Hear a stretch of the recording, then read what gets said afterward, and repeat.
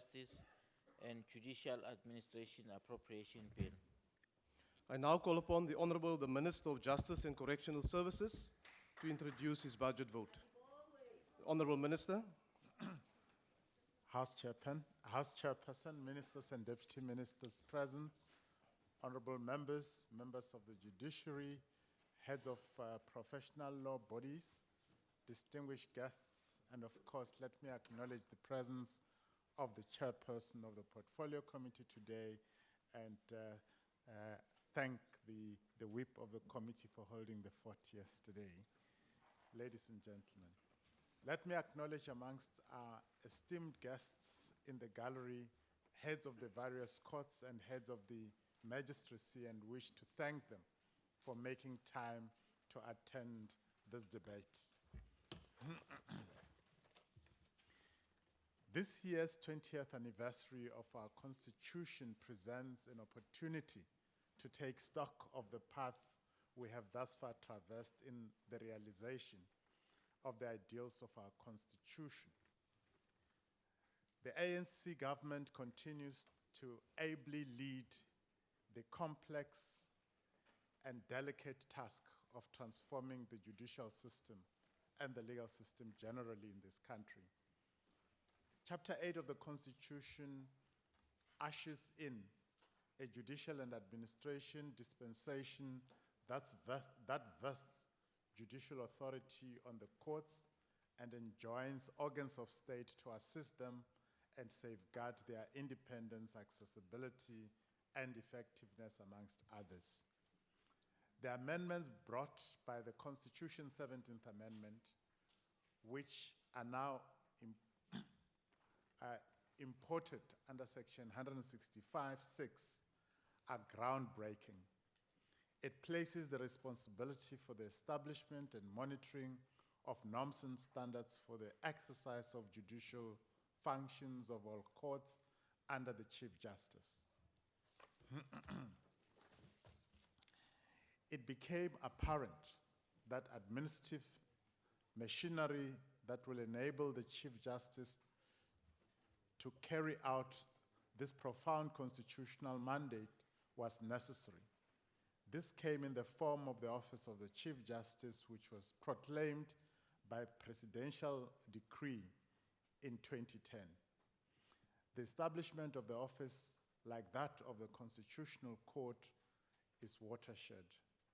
This finds reflection in the address by President Mandela when he, at the occasion of the inauguration of the Constitutional Court, stated as follows, and I quote, "It is not just a building that we inaugurate, handsome though it is not a body of wise men and women that we launch on their path, important though we regard their work.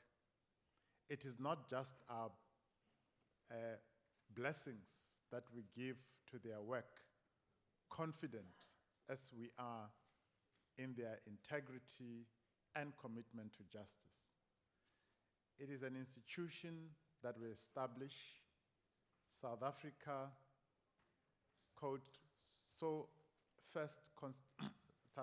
first constitutional court. People come and people go. Customs, fashions, and preferences change, yet the web of fundamental rights and justice which a nation proclaims must not be broken," end quote. The Office of the Chief Justice is the conduit through which the public funds are channeled for functions related to courts. The Chief Justice and I are in discussion regarding an appropriate framework for conferral on matters that relate to the functioning of the courts in general. At this point, let me also state that Cabinet has set up an interministerial committee to consider the views of the judiciary regarding the end state of the court administration model that would be best suited for South Africa going forward. Work has commenced in this regard. When administration of the superior courts was separated from the Department of Justice and Constitutional Development during the 2015-2016 financial year, the focus was primarily on the superior courts. This is so because the Superior Courts Act enacted by this August House in 2013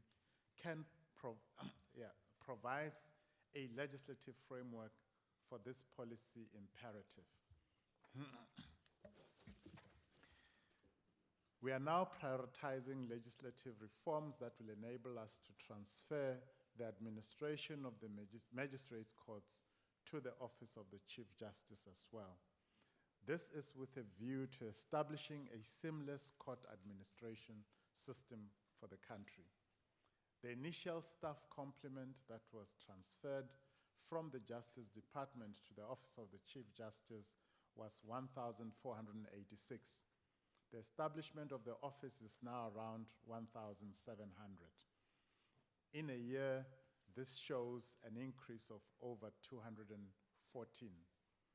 The appointed staff perform judicial support functions at court level and assist the structures that have been established by the Chief Justice to monitor the norms and standards and ensuring their effective implementation.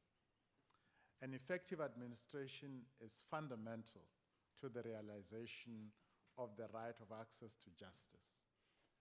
When I presented the budget policy statement of the department yesterday, I alluded to the expansive court infrastructure program we are embarking on. This work includes the rollout of the local seats of the High Court dispensation as part of the implementation of the Superior Courts Act. We have also taken a conscious decision to make effective use of magistrates' courts as local seats of the divisions of the High Court where infrastructure permits. This is to ensure that communities are able to get full services of a High Court closer to where they live. The Lephalale Magistrates Court in the Limpopo province is the first to be designated as such following the recent launch of that court early this year. We must be mindful that courts are not the only vehicle for resolving disputes, though. It is in this context that we are promoting optimum use of traditional courts and other fora such as the CCMA and the small claims courts.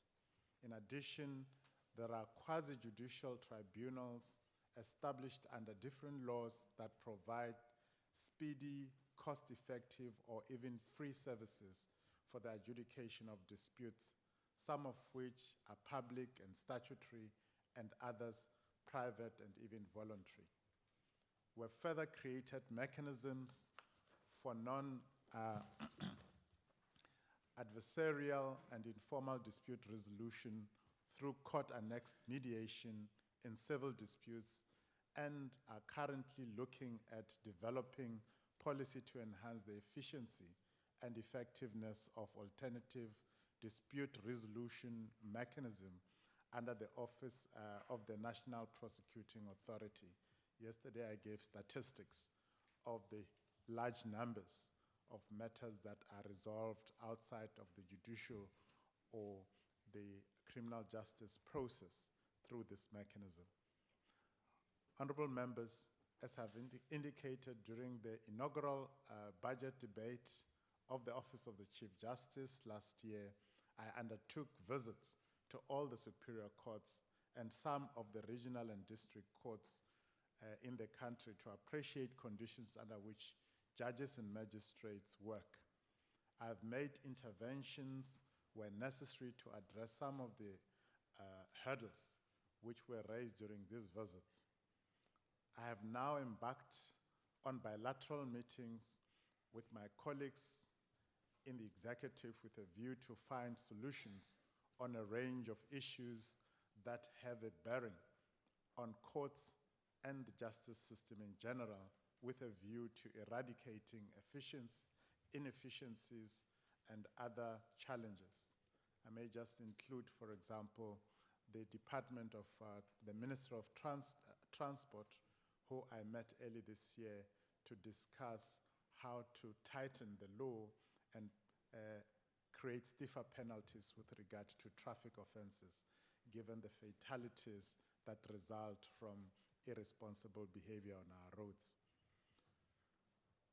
We will, after completing the outstanding bilateral engagements, compile a comprehensive report on the interventions that require policy and legislative interventions.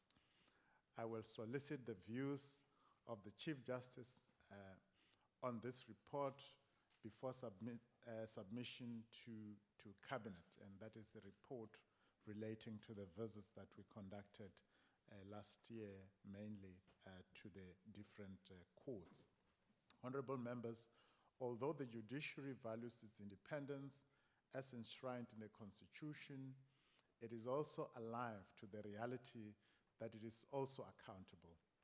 Judicial independence and judicial accountability are indeed, in fact, not mutually exclusive. Judicial accountability is essential in ensuring that our courts perform optimally without fear or prejudice. The Constitution entrenches a comprehensive accounting mechanism through the Judicial Services Commission regarding the judiciary. This finds reflection in Section 177 of the Constitution, which provides, and I quote, "The Judicial Service Commission finds the judge, if the Judicial Service Commission finds the judge to suffer from an incapacity, is grossly incompetent, or is guilty of misconduct,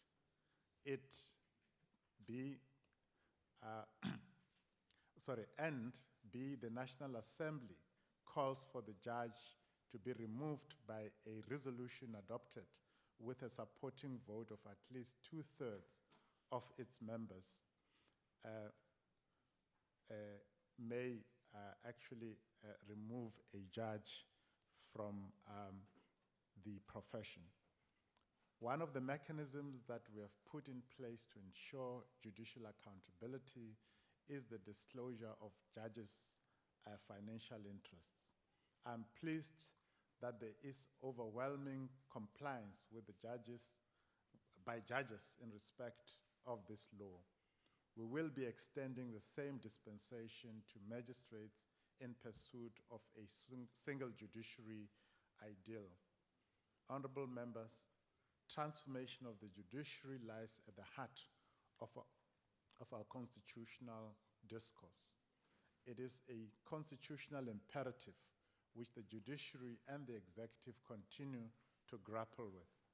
Indeed, great strides have been made in transforming our judiciary so as to reflect the racial and gender composition of the South African society in general.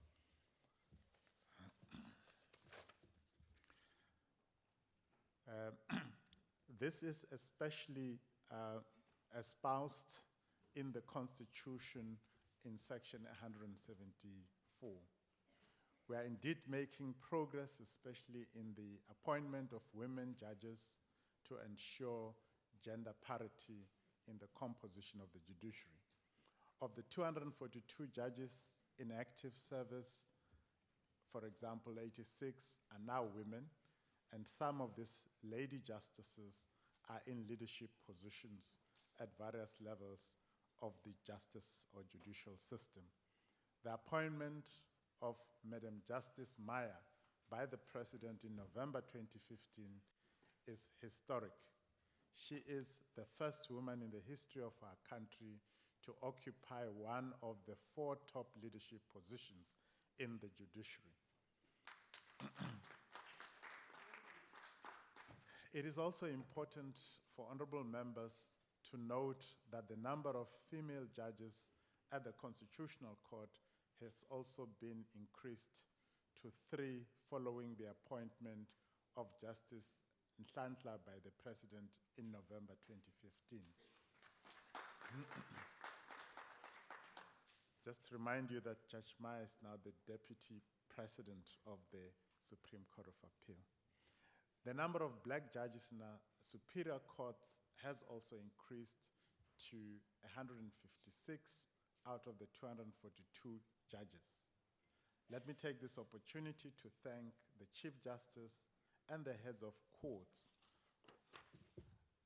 for alerting us on the fraudulent use of court orders and court stamps, and for steps the judicial officers in supporting the use of indigenous languages in the courts.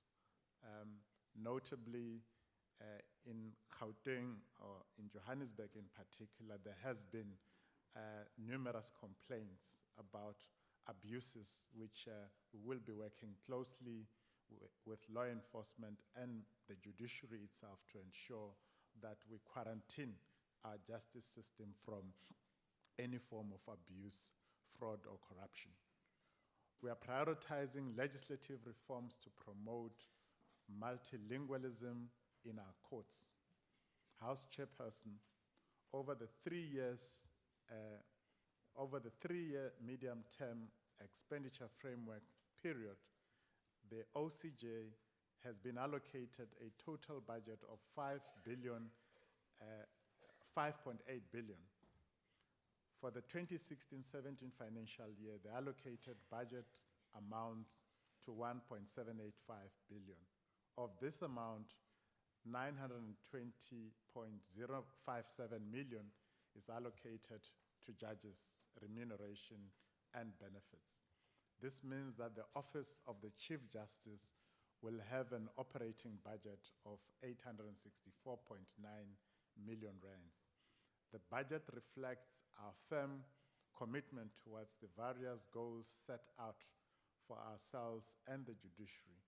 We are committed to ensuring that the funds allocated in this budget will be utilized in an efficient and effective manner.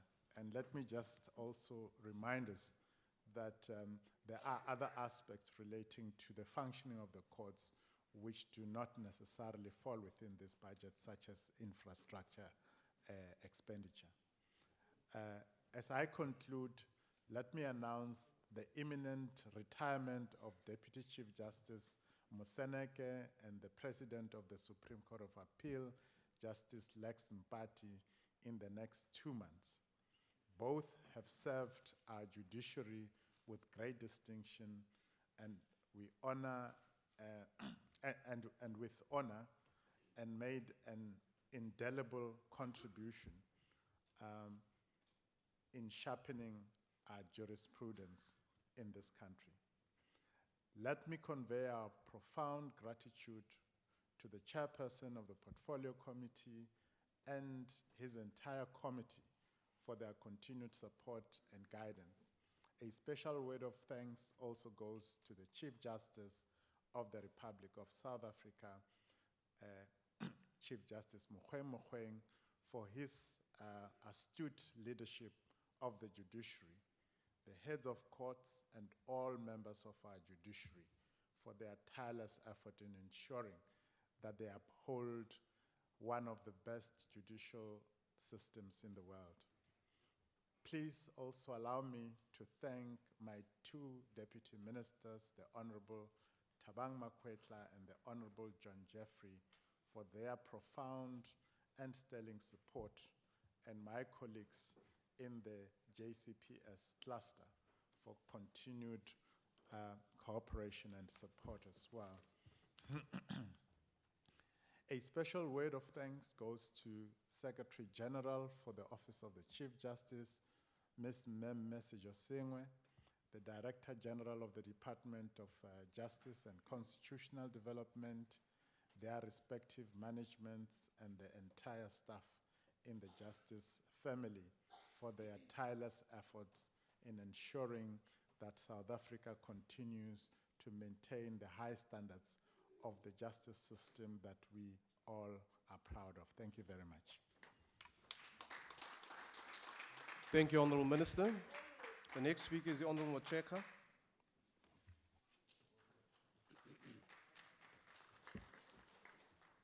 House Chairperson, Minister and Deputy Ministers, Secretary General of the Office of the Chief Justice, distinguished members of this august House, let me first of all convey our condolences to the ANC and families of the ANC volunteers who lost their lives in a bus accident on their way from the launch of the ANC manifesto in PE.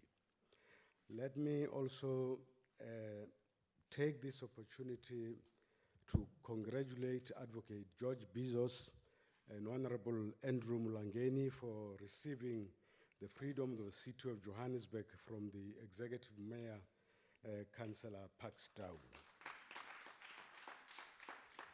But also, let me join the Minister in acknowledging the distinguished services rendered by Advocate Deputy Judge President Museneke and President Mbati to the development of our jurisprudence, and hope that their departure will not stop that contribution through other forums. I also I will not dwell on the details of the committee report, because we all agree that the Office of the Chief Justice represents an independent organ of the state which must be well resourced to ensure that it discharges its responsibilities under the Constitution and the law. Safe to say that I also agree with the Minister that there is a need for judicial accountability and restraints, as it's the case, for instance, in the US. Maybe, Honorable Minister, this is the time that we should consider having a conference on constitutionalism and judicial responsibility. Having said that, I want to say that as the committee, we considered the budget vote 22, Office of the Chief Justice and Judicial Administration, and supported it, and we recommend it for approval by this Parliament.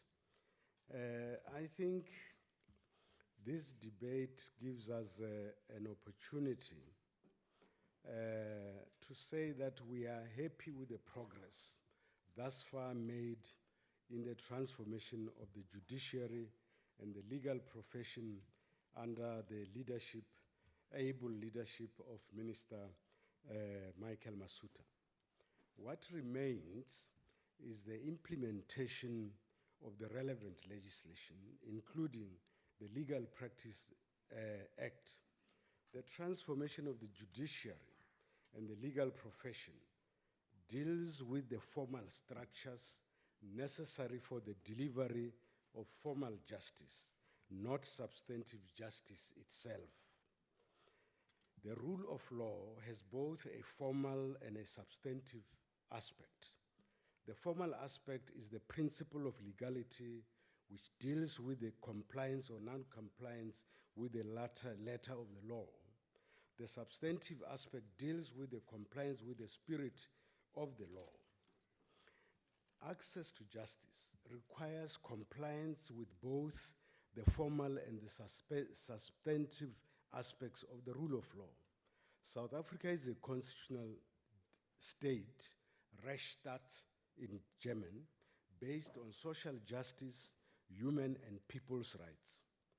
Our constitution provides for the creation of a united, democratic, non-racial, non-sexist, and prosperous society in which the value of every citizen is measured by our common humanity, Ubuntu, Wotu. The spiritual philosophy of humanism, Ubuntu, Wotu, is the fountainhead of social justice, human and people's rights. It is an overriding constitutional value, not one of the constitutional values. This philosophy is rooted in human nature itself.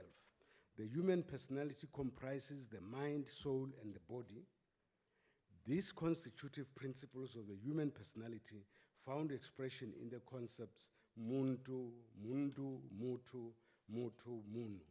The intrinsic quality of every human person, both black and white, is called ubuntu, ubundu, wotu, wonu.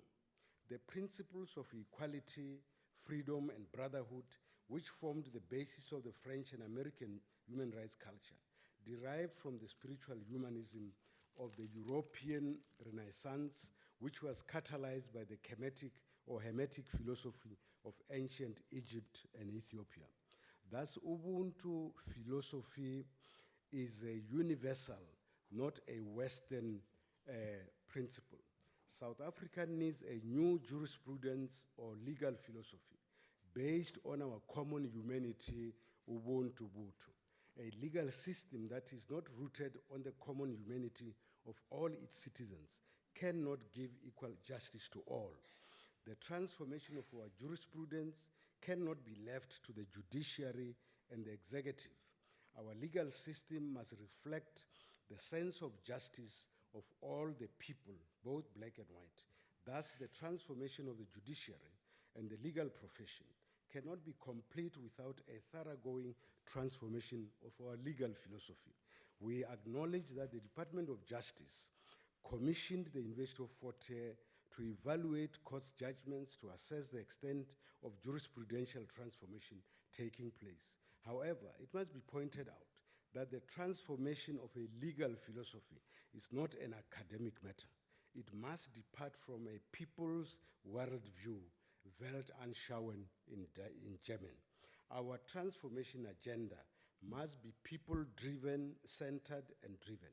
In shaping a new and progressive legal system, we must depart from the premise that South Africa is an African country at the southern tip of the continent, not an outpost of Europe. We must guard against interpretations of the rule of law and human rights which seeks to Europeanize Africans. Africans fought for and won the right to decide their own destiny. The legal system cannot be divorced from that destiny. Our starting point in shaping the new legal philosophy must be recognition and acknowledgement of the fact that our past is rooted in racism and institutionalized forcible dispossession of African land and its natural resources. This dispossession is the root of the triple challenge of poverty, unemployment, and racial inequalities. Without the eradication of racism and this triple challenge, our judiciary, however structured, cannot give equal access to justice. This august House is therefore obliged to speed up the criminalization of racism, the amendment of the Land Restitution Act that is loaded in favor of landowners to pass the traditional courts bill, community courts, paralegal legislation to ensure that the poorest of the poor can access both formal and substantive justice. The current landlessness and homelessness degrades and dehumanizes the African majority and breeds social ills, crime, and corruption, which creates backlogs in our courts and overcrowding in our correctional centers. This overcrowding makes it virtually impossible for correctional centers to rehabilitate inmates and ensure their social reintegration. The current transformation programs of the legal system, and the judiciary in particular, focuses on modernization of the inherited system without the realization and acknowledgement that legal systems operated within societies. If society is morally degenerate, No legal system, however modern and well-resourced, will give equal access to justice for all. Our Constitution and the Bill of Rights did not fall from heaven like manna. They can be traced back to the 1923 ANC Bill of Rights, 1943 African Claims, 1954 Women's Charter, and 1955 Freedom Charter. These human and people's rights charters were people-centered and driven. Therefore, as we move on to transform the legal system, we must not leave behind our people. The parliament cannot leave the transformation of our legal system to the executive and the judiciary. As a representative of all the people of South Africa, both black and white, this parliament must spearhead the transformation of the legal system and the infusion of African jurisprudence into this system. We recognize and acknowledge the important work done by Chapter 9 institutions and their requests for more money. These requests must be considered in the light of the economic situation and competing social needs. We agree with Minister Masuta on that the rationalization of Chapter 9 institutions proposed by the Kada Asmal report must be finalized to eradicate duplications of responsibilities and a multiplicity of structures at provincial and local levels in the race of some Chapter 9 institutions to extend their footprints. We need a legal framework. We must also recognize and acknowledge that more than 40% of our population have not read and do not know the Constitution. What the Constitution says, the majority of the people think that the Constitution gives rights without duties. They do not even know that there are prescribed ways and means of exercising their rights. The mandate of the Foundation of Human Rights must be reviewed to shift the focus to constitutional and human rights education. The proliferation of violent service delivery affirms the ignorance of the Constitution. We need a legal framework which will enable Chapter 9 institutions to cooperate and collaborate in order to prevent duplications and infrastructural developments which unnecessarily increase their budgets. It is therefore important that Parliament completes the rationalization before the 2016-2017 financial year.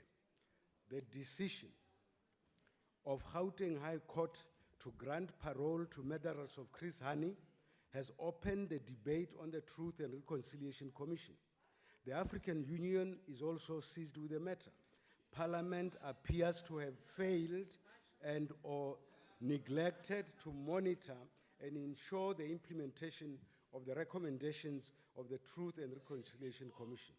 The desired transformation of our jurisprudence, especially in the Land Claims Court, and the perception that it is dysfunctional, reinforces the need for institutional reforms identified by the recent decisions of the Constitutional Court regarding the powers of the public protector. The desired Order, Honorable Member. The desired jurisprudential and institutional reforms falls within the powers of Parliament and the people it represents.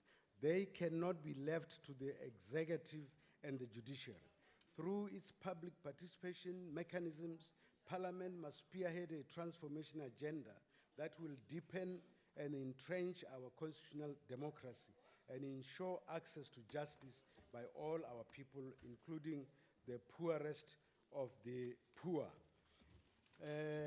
Of course, in Parliament, it's quite customarily that those that have no substance resort to howling, and that is their democratic right.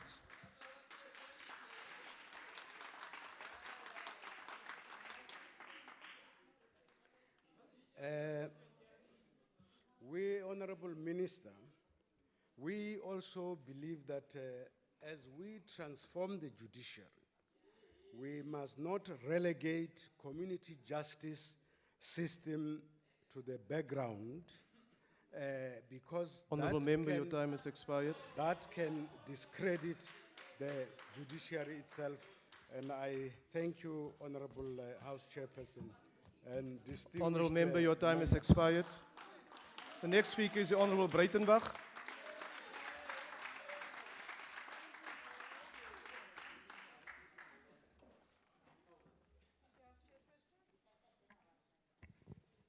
Honourable members and guests, the Office of the Chief Justice has expressed a preference for a funding model based on the model applicable to independent institutions, like the Auditor General, who negotiate their budget directly with National Treasury and not with the Executive. This will go a long way to ensuring and entrenching the independence of the judiciary. I'm sure no one will argue with the fact that if we want our constitutional democracy to succeed, we must continue to ensure the independence of the judiciary. We have had a number of very recent lessons in just how important an independent judiciary is. We have watched for some time now as various state institutions are captured and rendered ineffective in order to advance the agenda of cronyism and to ensure that corrupt actions by those inside and outside of government are protected and those responsible are not held to account. Wildly inappropriate appointments are made, with appointees not even remotely qualified to hold the positions they're appointed to.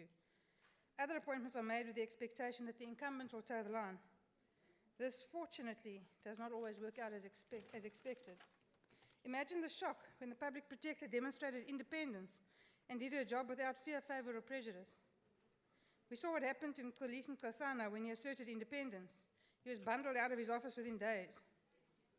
But no more important or far-reaching example exists than the firing of Nhlanhla Nene. Just see what asserting independence did for him. The President was quite happy to do irreparable harm to the economy of the country in order to further his own agenda and protect his cronies.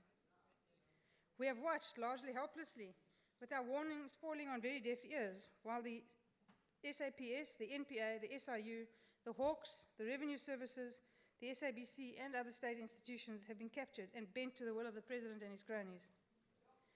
Attacks on the Office of the Public Protector have been vicious and unfettered, but unsuccessful until the recent Nkanda judgment by the Constitutional Court.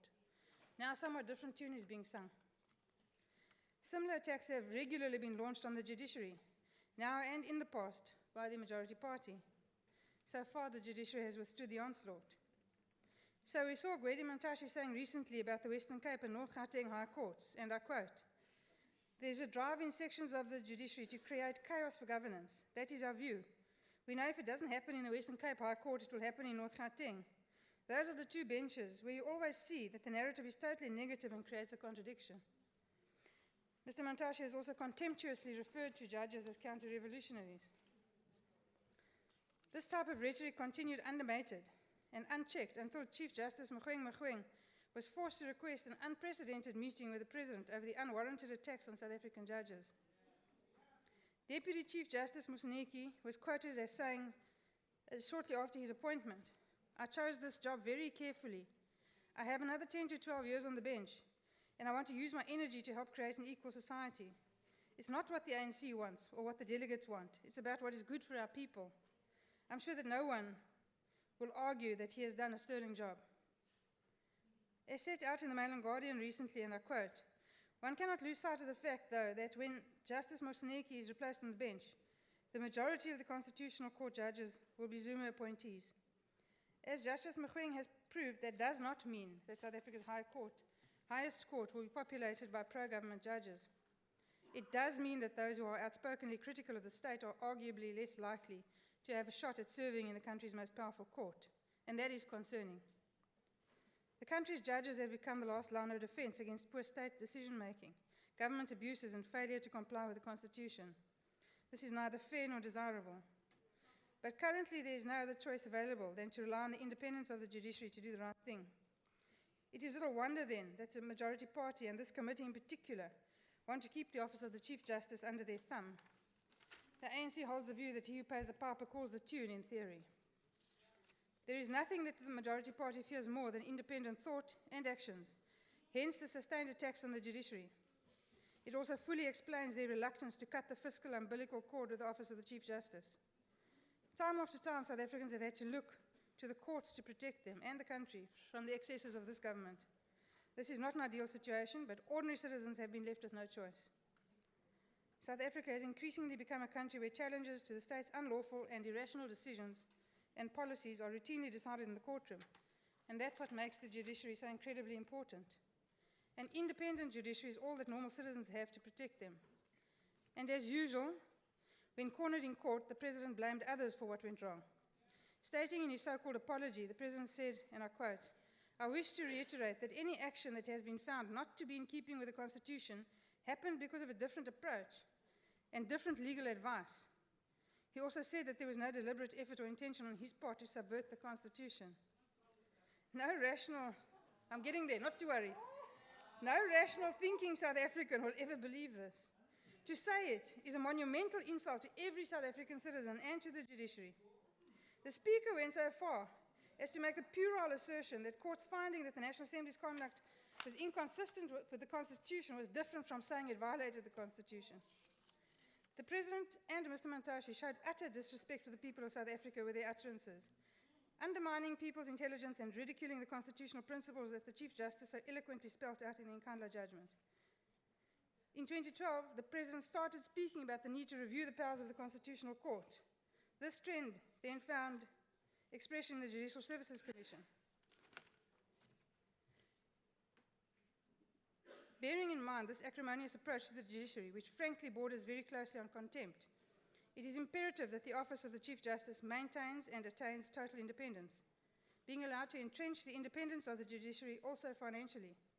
No iota of influence, financial or otherwise, can be countenanced with regard to the judiciary. The survival of South Africa as a constitutional democracy depends on it. I thank you. Thank you, Honourable Member.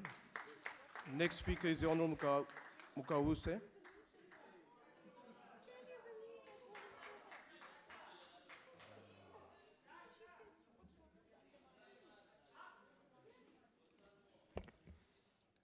House Chair, the Economic Freedom Fighters supports without reservation for the second year in a row Budget Vote 22 of the Office of the Chief Justice, Mogoeng Mogoeng.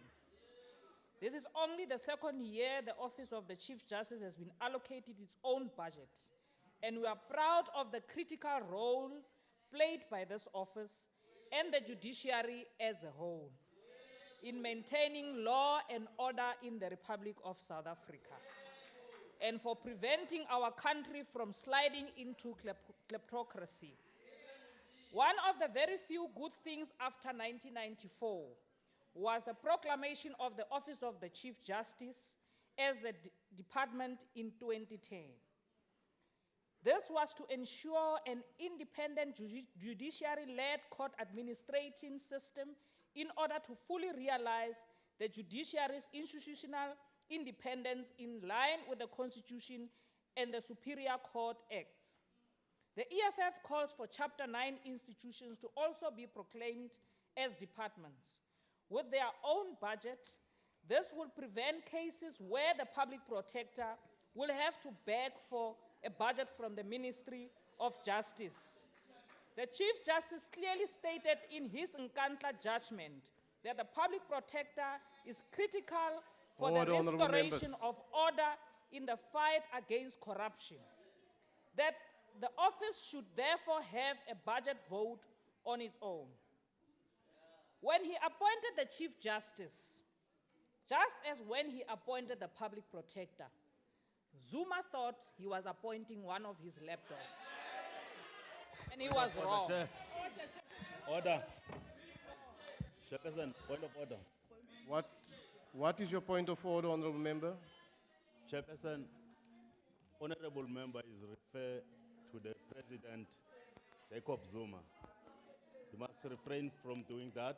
He knows very well that she must call him. Okay, you've made your point. You've made your point. Honourable Member, Point of refer order, to the point of order, President. Chair. What is your point of order? Yeah, Zuma is not a member of this house. So we Honourable can call Member, him Zuma. Honourable Member, that's not a point of order. Honourable Member, please refer to the President Zuma. We do not Order, recognize, order.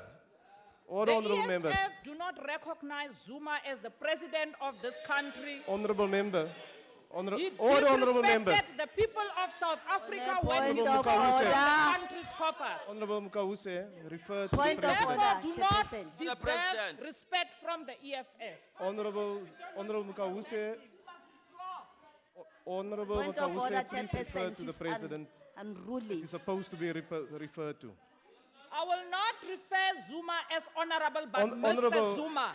In this case, I will say Mr. Zuma. Continue, honorable member. There is nothing honorable Honorable about Mukawuse. him. Honorable Mukawuse. Honorable Mbata, you don't refer to the presiding officer the way you're doing. Please contain yourself and behave. Okay? Continue, honorable member.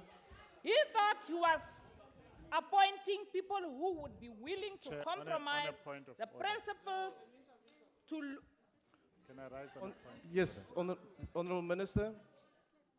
Chair, I don't think it would be appropriate that the honorable member continues, despite her decision, to undermine your directive that she treats the president with respect. I don't think she deserves to be allowed to continue with her speech. No, I've addressed until the she has matter. changed. I've addressed the matter, honorable minister, with the honorable member, and the honorable member has referred to the president as Mr. Zuma.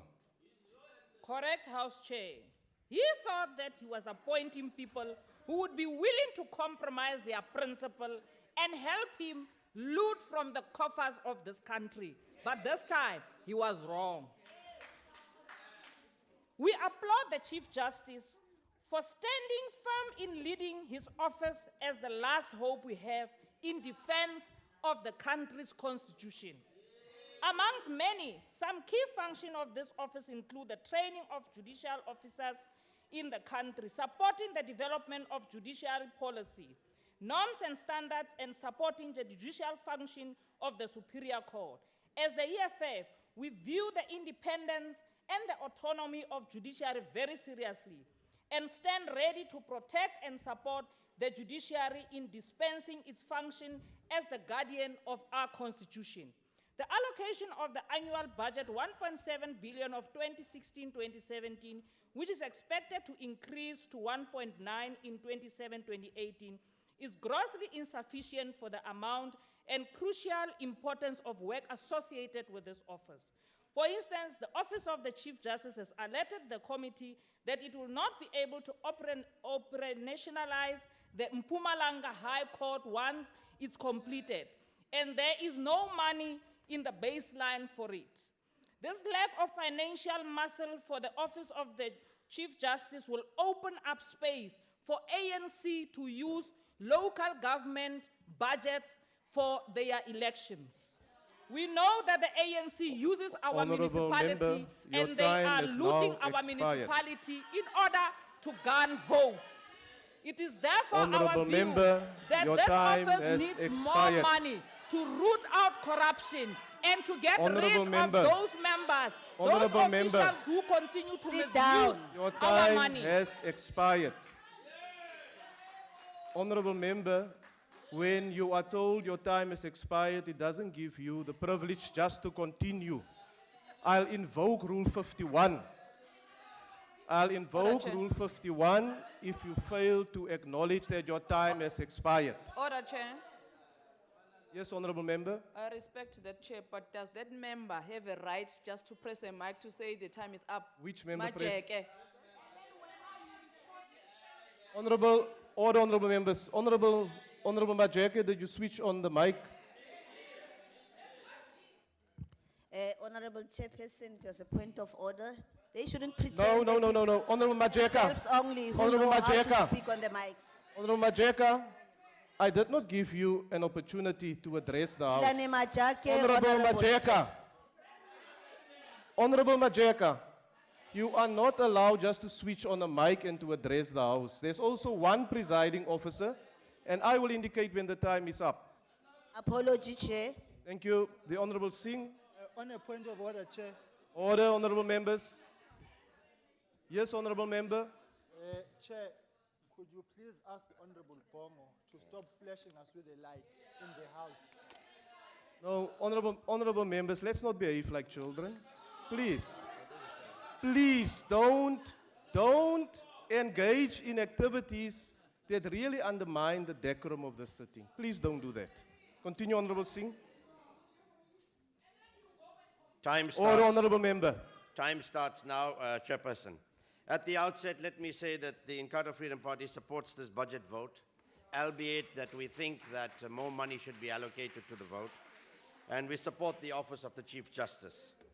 The office of the Chief Justice not only plays an integral role in ensuring the independence of our judiciary-led court administration system and support for the Constitution and its enshrined institutions, but also a vanguard role as the final arbiter on the prolific attacks we are now witnessing being perpetrated against the rule of law by some of those well-placed in government who seek to undermine our hard-fought for and won constitutional democracy. This office plays pivotal roles in the development of judicial policy, continuing judicial education, and supports the Judicial Services Commission in the execution of its mandate. As head of the judiciary, the Chief Justice has a responsibility of oversight of norms and standards for the exercise of judicial functions of all courts and the strategic goal of ensuring administrative support to the superior courts.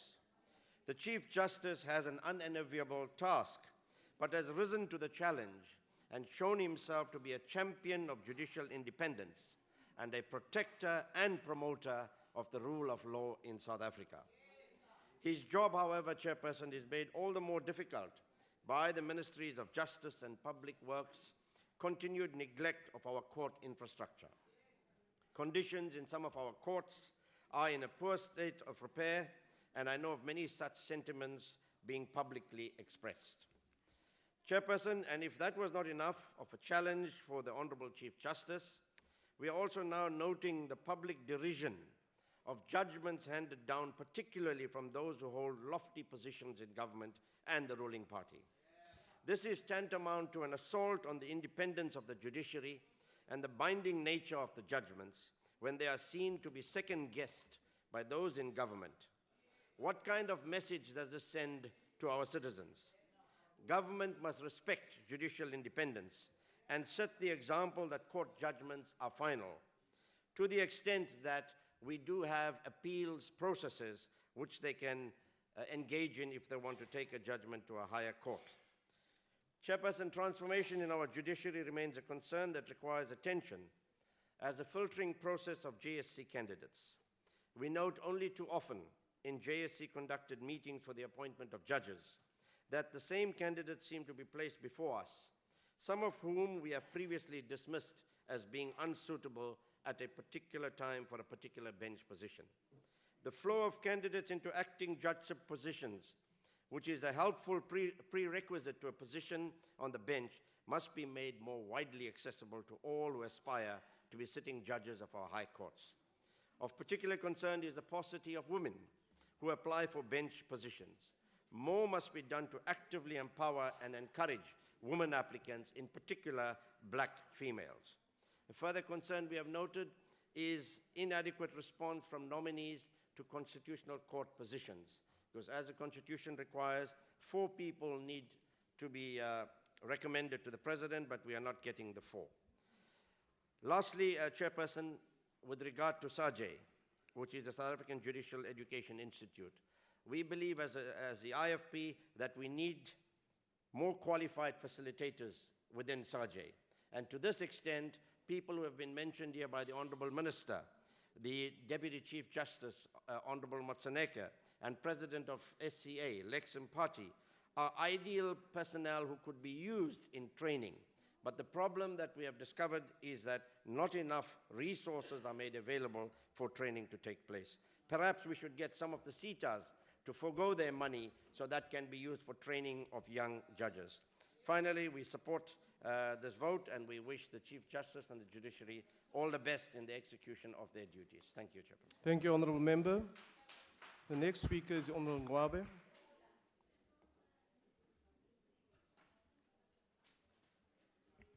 Thank you, Honorable Chairperson, Minister, Deputy Minister, the Office of the Chief Justice, honorable members. The 2016-2017 financial year will be the second year of the Office of the Chief Justice operating as independent department with its own budget vote. And it is to be expected that some obstacles will arise that needs to be dealt with. The Office of the Chief Justice has a full responsibility of providing administrative support to the superior courts, and it is envisaged that this support and oversight function will eventually be expanded to include all lower courts, including the traditional courts. The National Freedom Party is evaluating the completion of this transformation for the need of a single coordinated oversight and support office for the entire judiciary in South Africa is imperative, necessary, and desirable. We are encouraged to see that amidst the need for austerity in government spending, an increase from 1.7 billion in 2016-2017 to 1.9 billion in 2018-2019 is provided for. In our view, the distribution of the budget among the different programs is equitable. It is particularly encouraging to note that the bulk of the dispensable budget is allocated to the judicial support and court administration programs, which is of crucial importance in providing the court system. This program is linked to Chapter 14 of the NDP to strengthen judicial governance and the rule of law, which is vital for our democracy to function, and as such warrants our support. Equally encouraging is the performance indicators across various programs, which show the Office of the Chief Justice is generally coming to terms with its core mandate. There are, however, areas of concern for the NFP. The comparatively low rate in the efficiency rate in dealing with the land claims and the number of criminal cases finalized with verdict, as well as backlog in civil and labor courts, give rise to concern. The whole issue of land restitution and redistribution is a volatile powder keg which has serious social implications, and the NFP would like to see these prioritized. Equally important, Chairperson, is the matter concerning criminal cases. Our country is in perpetual grip of crime, and the people are looking to the courts to dispense justice swiftly. When this does not happen, people lose faith in the judiciary and are tempted to resort to self-help, kangaroo courts, and street justice. Such a situation cannot be tolerated and does not serve the interests of the society. The NFP supports the recommendation of the Portfolio Committee, and in particular, we share the concern of the committee on the slow pace of transformation, which includes the indigenous law and judicial structures, and support recommendations related thereto. Many of our people, in particular those in the rural areas, do not have equitable access to judicial redress. We believe that finalization and implementing the traditional court bill should be prioritized to ensure that justice is extended to the furthest reaches of our country, and to give full effect to Section 34 of our Constitution, which gives everyone the right to have any dispute that can be resolved by the application of law decided in a fair public hearing before the court. The NFP fully supports the budget of the Office of the Chief Justice and Judicial Administration. Thank you. Thank you, Honorable Member. Next speaker is the Honorable Bongo.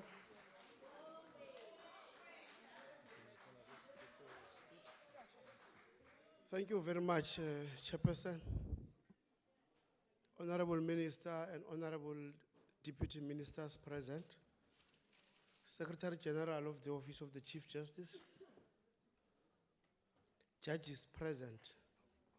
I have seen Judge Mlambo, honorable members. As the African National Congress, we support this budget vote of the Office of the Chief Justice.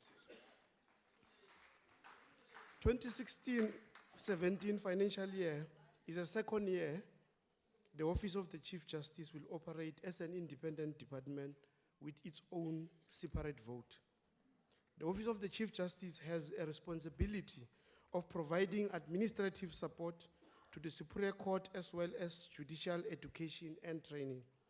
Over the medium term, the Office of the Chief Justice has indicated that it will focus on improving the efficiency and the effectiveness of the court systems and scaling up the training. For the first time of its existence, much time and much energy was spent on the administrative stability of this Office of the Chief Justice. The department has now 2272 posts, 243 judicial officers, which are fully funded and filled. Over the years, the performance of the Superior Court has been characterized by various service delivery challenges, majority of whom the Office of the Chief Justice says were attributed to case backlogs. The Office of the Chief Justice has committed to implementing various judicial service reforms in order to improve the services. As part of these reforms, they have introduced a national and provincial enhancement committee and a case flow management system, among others. 2016-17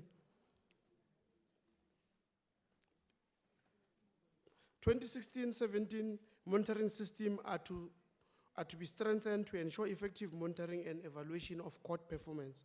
This enables the Office of the Chief Justice to do court performance and look at all the intervention and the challenges that faces the office. The committee has committed into monitoring this very closely. The critical aspect of the work of the Office of the Chief Justice is judicial education and training, which is done by SIJ. A total number of 225 judicial training and education courses are planned for 2016-17 financial year. Judicial training is a fundamental element of the transformation of judiciary, which the ANC government is interested in. Transformation of a judiciary requires transformation in terms of the substantive law itself, as the chairperson of the committee has initially alluded to. It is unacceptable that the status and the recognition of indigenous African laws remain subordinate to those that are already existing in the country. The committee, however, welcomes the SIJ's proposal and the SIJ's commitment in ensuring that it runs workshops and training to traditional leaders in cooperation with the Department of Cooperative Governance and Traditional Affairs. This, we think, must bring to an end implementation of the traditional court legislation, in this case, the traditional court bill. We continue and remain worried about the slow pace of transformation as the African National Congress of our legal system.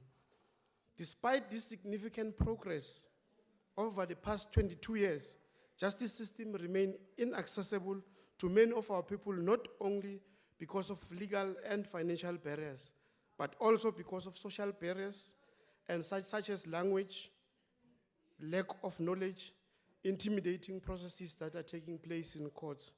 The Office of the Chief Justice must engage with the Department of Justice to ensure that the languages that are used in court are strengthened, and at the end we use all the 11 official languages to make sure that the processes in court are not intimidating and alienating to the ordinary people of our country in the rural communities. We note that the National Treasury has provided the Office of the OCJ with an increased budget for 17-18 financial year to create capacity for the office to coordinate judicial functions. We have, Chair, had the disruptions that are taking place by the EFF and by the DA. We have seen them masquerading that they are the protector of the Constitution, they are the protector of the judiciary. But all that we're seeing, when we're at the opening the State of the Nation address, when we're singing the Afrikaans version of the national anthem, the EFF decided to sit down. And the Constitution of the Republic, you'll note that Section 2 says the Constitution is the supreme law, which means you need to make sure that you protect and respect the Constitution. You have no respect of the Constitution whatsoever. With regard to the DA, I think one writer who wrote said the DA does not like black people. I think this has been exposed now, because when they only like black people when they behave like them and act like them and speak like them. That is the only time they like black people. When President Zuma appointed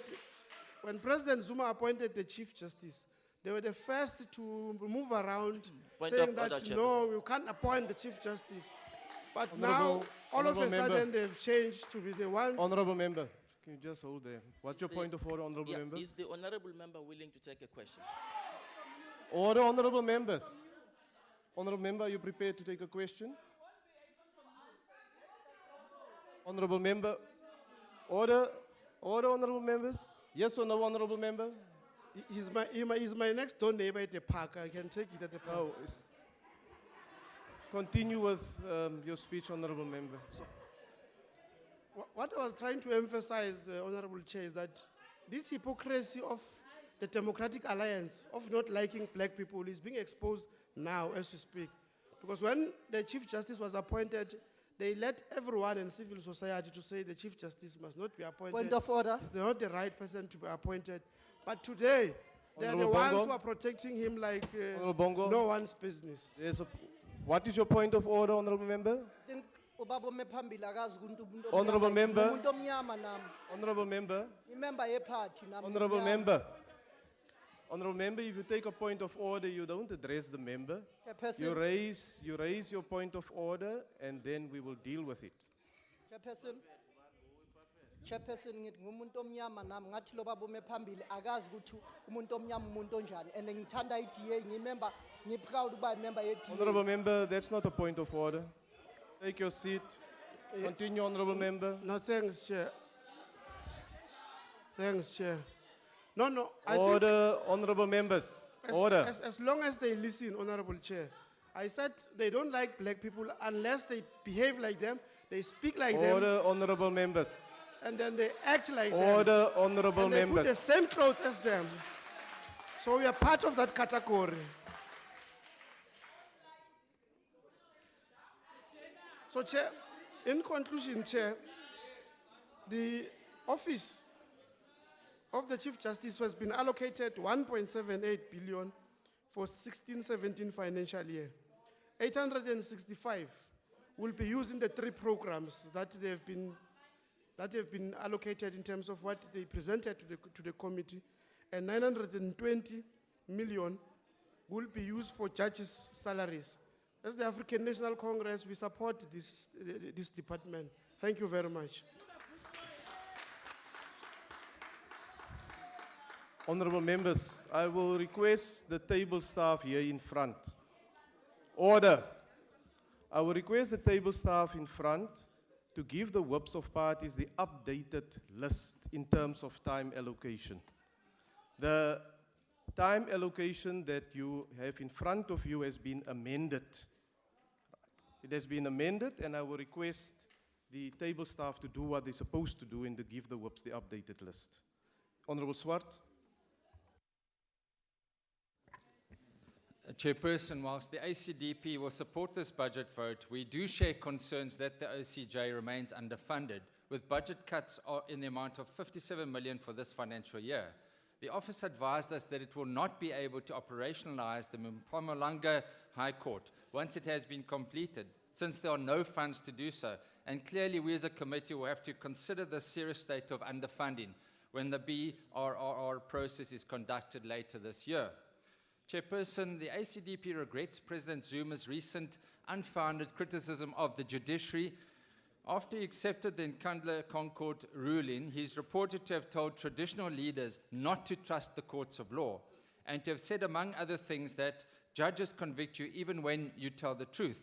Now, this is against a lot of other criticism of judges and non-compliance of court orders that has been referred to by previous speakers.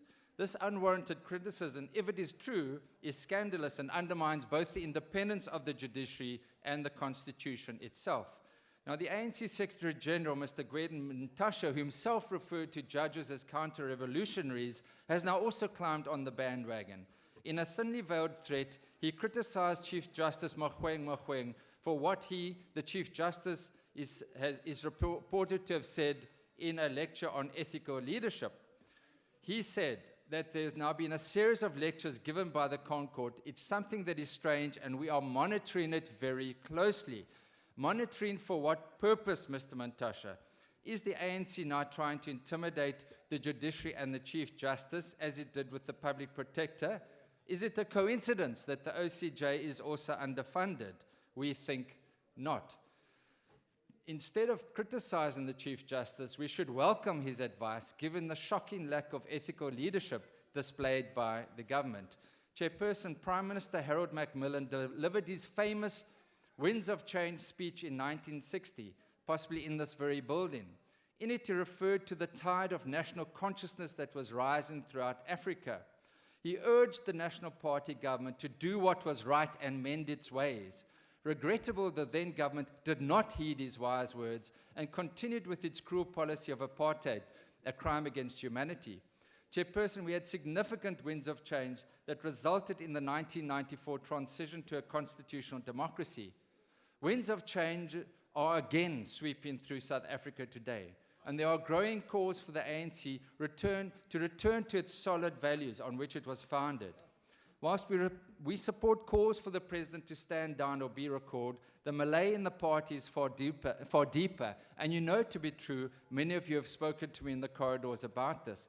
So I would urge the honourable members of the majority party to heed those winds of change that are blowing through South Africa today. President Zuma has been weighed in the scales and found wanting. What is your response going to be? The writing is on the wall. You are in the valley of decision.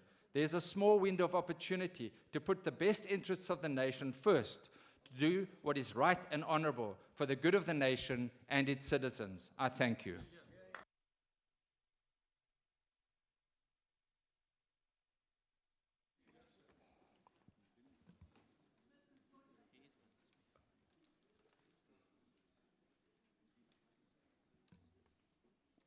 Honourable members, I'm just dealing with a situation here where a member has been withdrawn out of the debate and the time has been reallocated.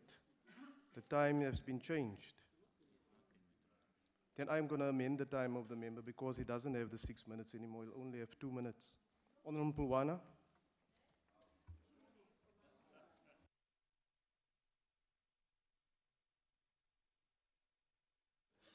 Thank you. I think I've finished talking. I've already greeted everybody. I wasn't aware of this. Honorable members, we do support, as has been said, the budget. Now, the only thing I want to remind members of this House, when you give birth to a child, give the child a name. You bring up the child. Now the neighbors tell you you don't like your child. It is the African National Congress that established the Constitutional Court. It is the ANC that assisted in appointing the judges. Now other people say, we don't like the ANC. Very interesting.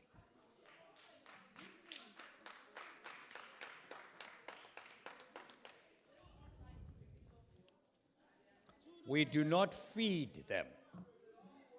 We understaff. It is a very interesting thing. But as I said earlier,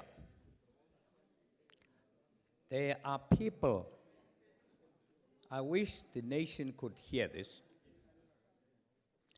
They elect people to come and oppose everything that the African National Congress is doing. Any progress that is made is opposed because they belong to the opposition party, the party that is established to oppose. We say we want to promote justice, they oppose it. We build houses, they oppose it. They have no program of action except that they must oppose. And mind you, in this Honourable member, opposition, they honourable must member, club together. Your time is now all expired. Together. I thank you all. Next speaker is the Honourable One.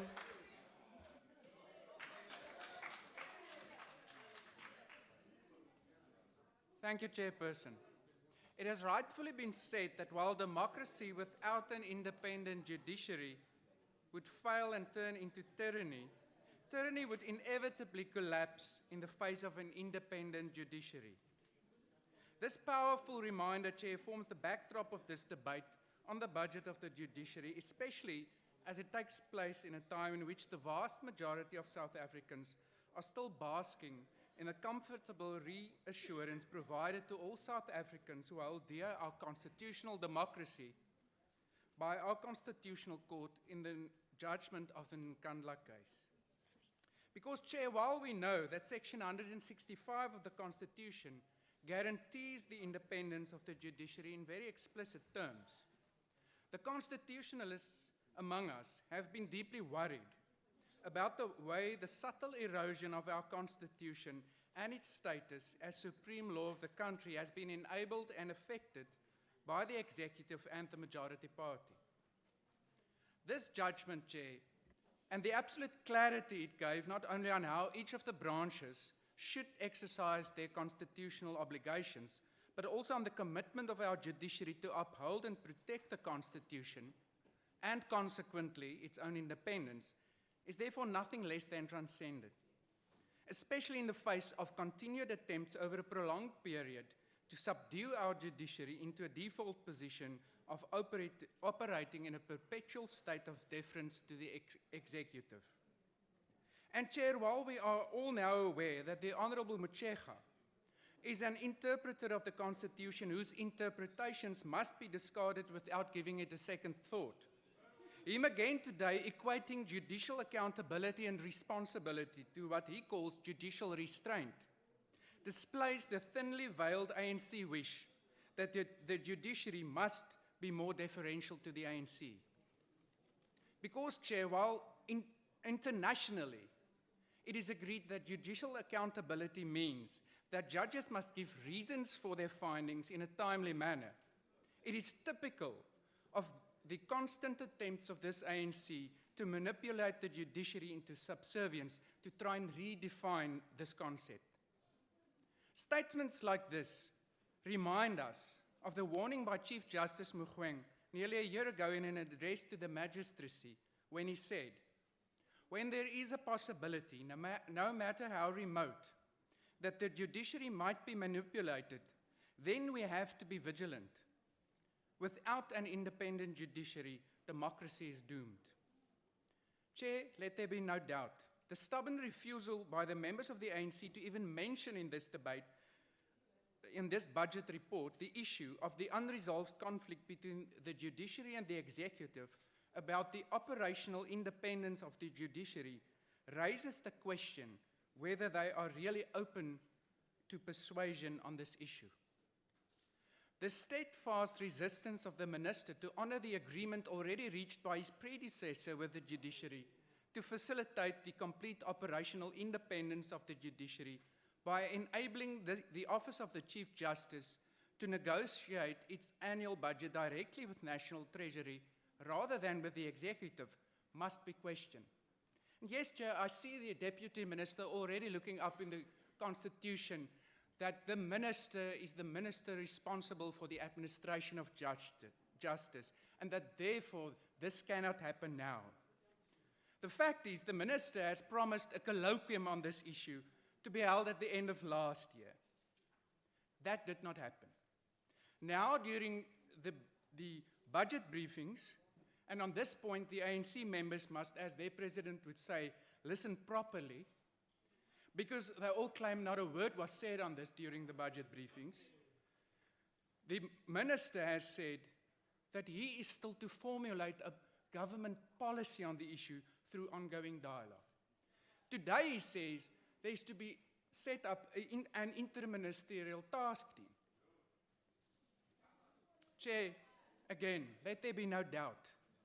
The issue of the independence of our judiciary is not supposed to be the topic of government policy.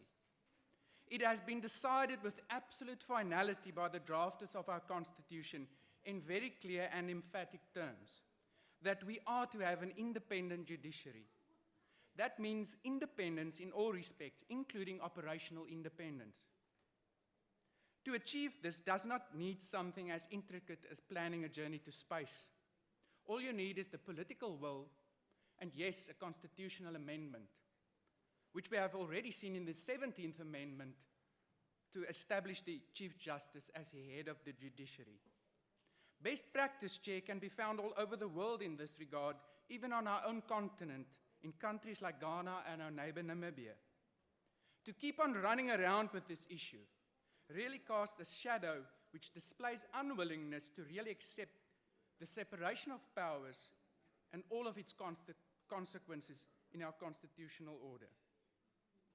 In the meantime, this minister and this ANC must know, if the refusal to properly fund the public protector to get back at her caused public unhappiness, and if the sacking of Minister Nene caused a public outcry, any attempt to close the purse strings on the judiciary will be met with uproar, pandemonium, and even rebellion in South Africa. I thank you. Thank you, Honourable Member. The next speaker is the Honourable Pilane Majake.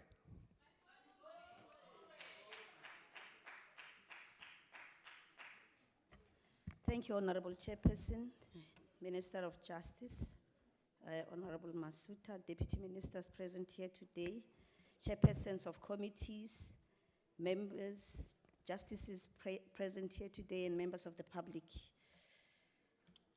On August 2010, the President of the Republic of South Africa proclaimed the Office of the Chief Justice as a national department within the public service.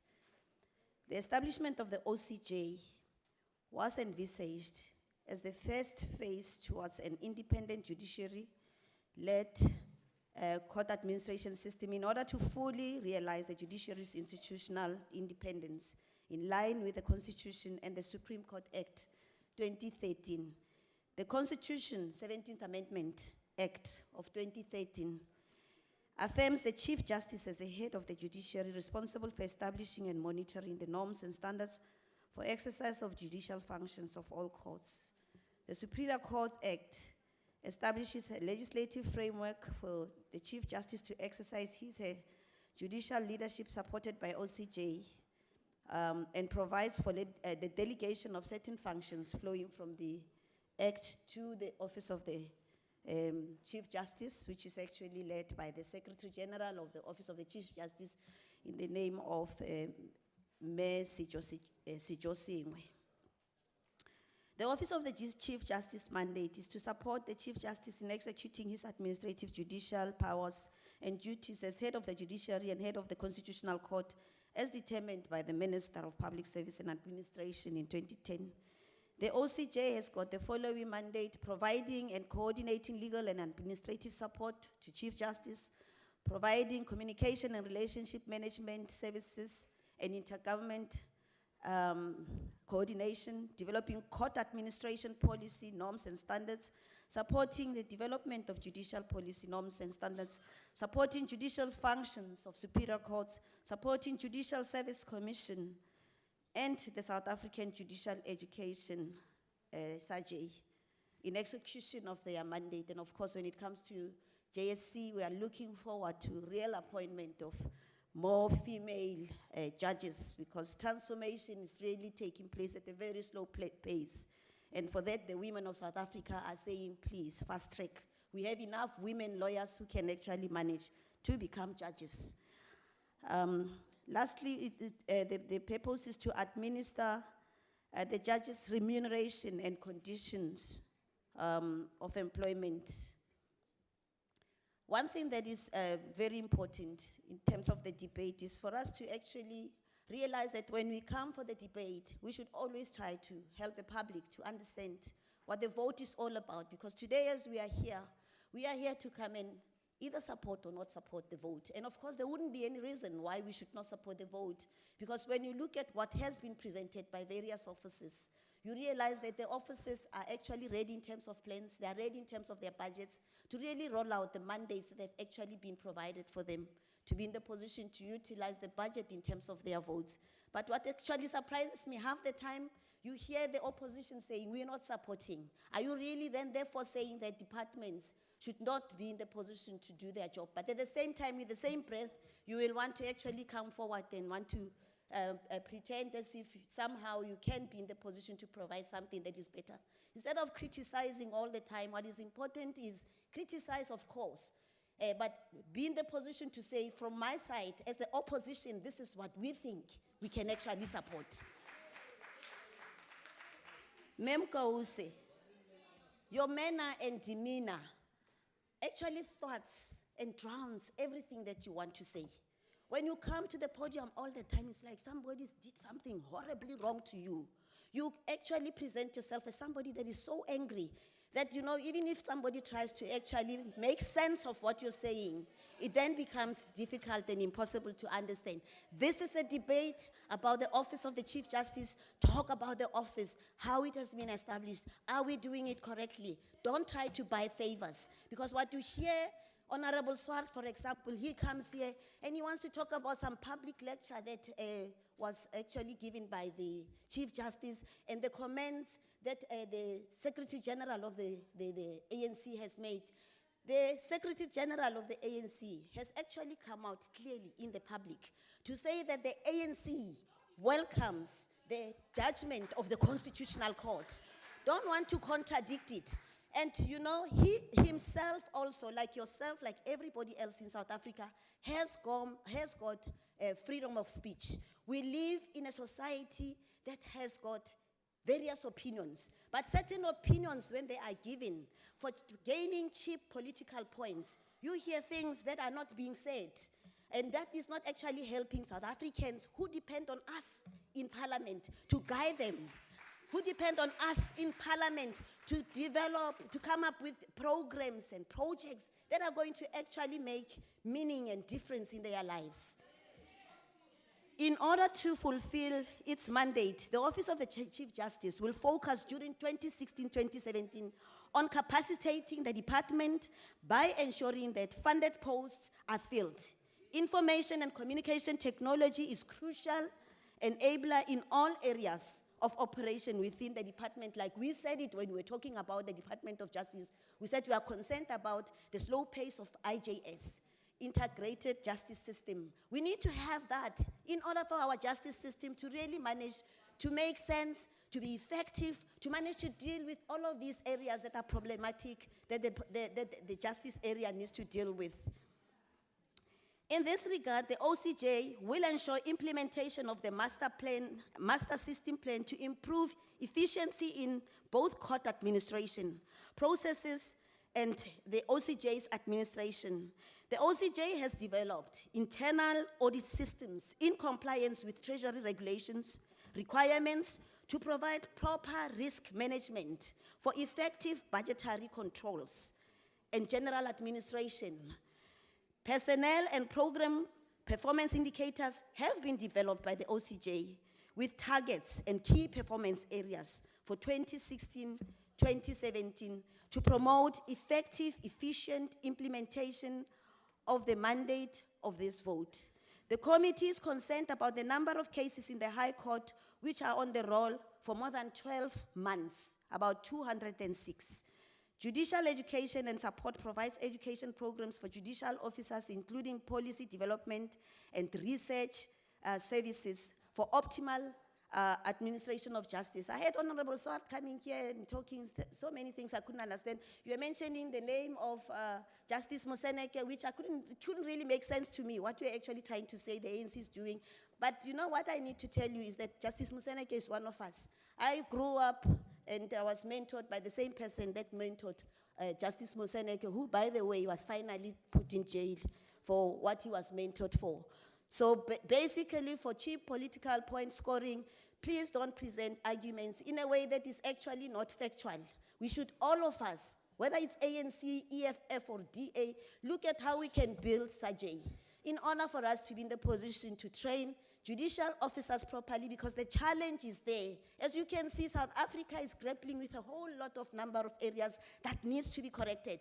I want to actually find myself walking in all cities, including Tshwane, where I come from, without being targeted, like I was targeted and my laptop was stolen just a few weeks ago, and I'm hoping that the Sunnyside police will be in the position to manage to retrieve it. The committee repeats its support for a single judiciary under the leadership of the Chief Justice. Necessary regulations to address the oversight role of judges, President, have yet to be finalized. Lower courts bill is to be introduced by September 2017. The committee is extremely concerned at the lack of progress in resolving land question, like we mentioned it yesterday, and the role of the Land Claims Court in this regard. People of South Africa are getting impatient. In its view, the court is not doing enough. Yeah, that's the view of the committee. The land question is at the heart of poverty, unemployment, and inequality, and the failure to settle land claims in a timely fashion may encourage people to take the law into their own hands. Given the importance of these cases, the committee feels that the target for finalization of the cases in the Land Claims Court is set far too low. The committee is informed that together, the OCJ and the Justice Department have decided to hold a workshop, which we are actually looking forward to for all of us. You know, whether it's a workshop or what, you hear somebody saying, but Minister, you said this the other day or what. But the fact of the matter is, when Minister talks about intention, that is good. Do not keep on reading things that don't exist.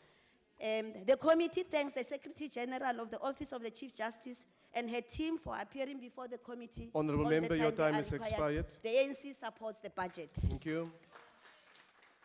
I now recognize the Honourable the Deputy Minister of Justice and Correctional Services, responsible for constitutional development, justice and constitutional development. Thank you, Honourable House Chair. I'm going to speak a bit about the magistracy, not a particularly popular topic for members of the opposition, but it is where most of South Africans experience justice. And we have made significant progress towards transformation of the magistracy. That's in terms of racial and gender transformation. Obviously, the goal there is a magistracy and a judiciary as a whole that is reflective of the racial and gender composition of South Africa. Currently, 45% of our magistrates are African and 44% are women. Of the regional court presidents, 4 of the 9 regional court presidents are women. Of the 17 chief magistrates, 10 are in fact women, and 60% are African. So we've come a long way. We've still got some way to go, but we're getting there. The Judicial Matters Amendment Bill, which will soon be made available for public comment and tabled in this House, contains a number of provisions pertaining to the magistracy. One of the proposed amendments aims to extend the age of retirement for magistrates from 65 to 70 years, if the magistrate so wishes, to bring it more in line with that of judges. This will allow magistrates to serve longer and will enable the judiciary to use their experience and institutional knowledge. A further proposal is to do away with the requirement that only certain regional court magistrates may adjudicate on civil disputes contemplated in Section 29. The amendments provide that the regional court presidents must designate appropriately qualified magistrates to adjudicate on civil disputes in the regional courts. And that was something that has been requested by the Regional Court Presidents Forum. Currently, in terms of the Magistrates Court Act, a magistrate who has matters that were not completed before the end of their term, in other words, part-heard matters, is paid at an hourly rate to complete these matters, with no provision made for aspects such as traveling expenses, research, reading the case record, and preparations relating to the case, amongst others.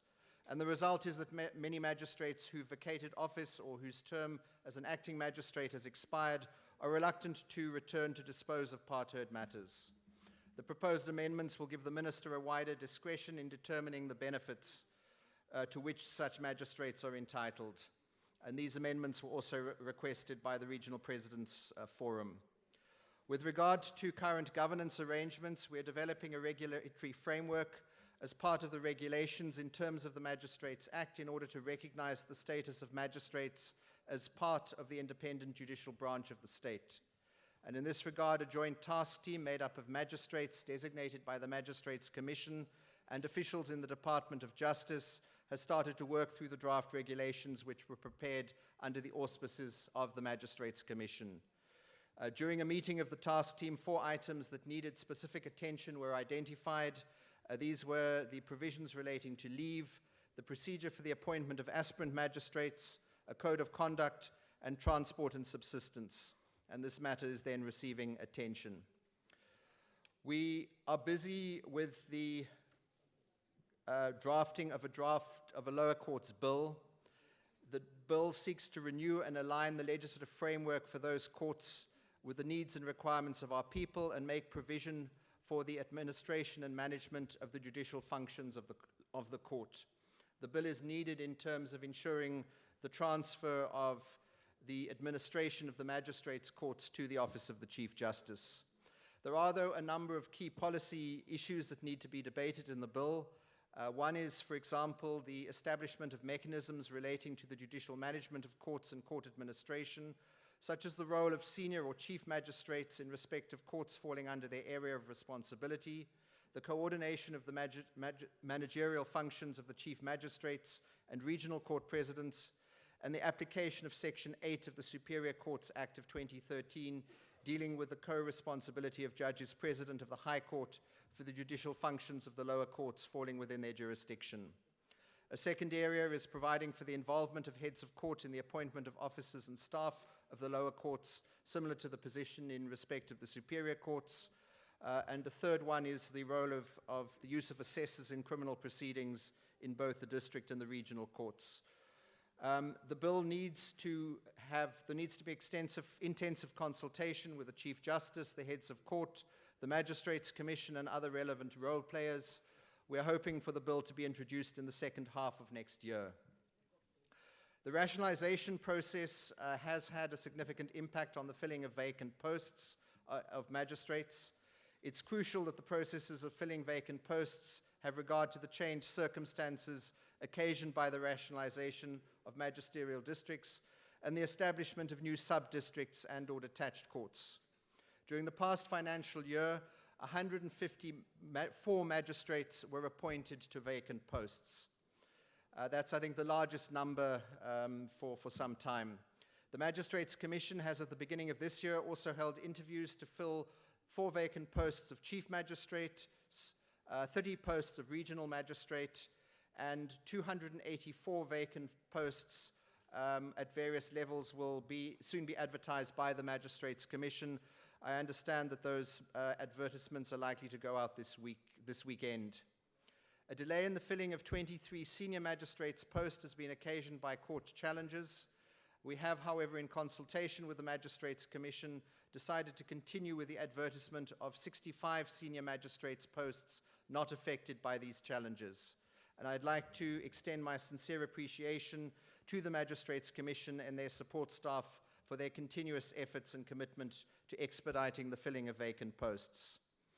Acting magistrates are appointed to all vacant offices, and the regional court presidents and chief magistrates play a critical role in recommending fit and proper persons for appointment in an acting capacity. Discussions with the heads of court are continuing to further enhance the current practice, especially in view of the recently passed Judicial Matters Amendment Act last year, which now makes it possible to appoint a person as an acting magistrate for a period of up to 12 months at a time. This was as opposed to the previous maximum period of 3 months. The current terms and conditions of service of acting magistrates will also be improved and will further strengthen the independence of the judiciary. With regards to SAJE, the ongoing education and training of judicial officers is necessary to uphold the independence of the judiciary and also facilitate judicial accountability. The training capacity of SAJE will be strengthened through the appointment of 4 senior magistrates and 1 regional magistrate who will be assigned to SAJE to assist with the training of magistrates. And to the Honourable Singh, 31 million has been allocated to Sajay for the training of judicial officers for the current financial year. As honourable members are aware, the salary disparity between the magistrates and judges remains a matter of concern, particularly to the magistrates, and the Minister and I will continue to raise this matter with the Independent Commission for the Remuneration of Public Office Bearers as part of the prescribed consultation process. A particular success story in the progress in improving access to civil justice is through the small claims courts, and this is in line with the Department's objective to increase access to justice services to historically marginalized communities. In 1994, there were only 120 small claims courts, mostly in white and urban areas. I'm pleased to inform the House that following previous year's expansion, 40 new small claims courts have been established from the 1st of April 2015 to the 31st of March 2016, bringing us to 371 small claims courts countrywide. This means that there are only 32 new small claims courts still to be established, and of these, 7 are either approved or already submitted for consideration, and effectively means that we only have 25 to establish in this financial year to have 100% coverage. Once we've completed the rollout, we will increase our focus on ensuring that these courts operate optimally, and this includes the training of clerks and commissioners and the review of the guidelines. We're revisiting the legal framework relating to the Small Claims Court Act to bring it in line with the Constitution. We're further increasing awareness about the functioning of these courts and how they can assist the public with speedy and cost-effective civil justice. And just to remind honourable members, those courts are effectively free, dealing with disputes of up to 15,000 rand. You don't need a lawyer. In fact, you can't have a lawyer. And while I'm also talking about specific courts, maybe just to promote also the equality courts, where there is a violation of your rights to equality, you can take that matter to an equality court, which is a civil court as well, situated at a magistrate's and at a regional and high court level to have that dispute resolved, and those decisions are binding.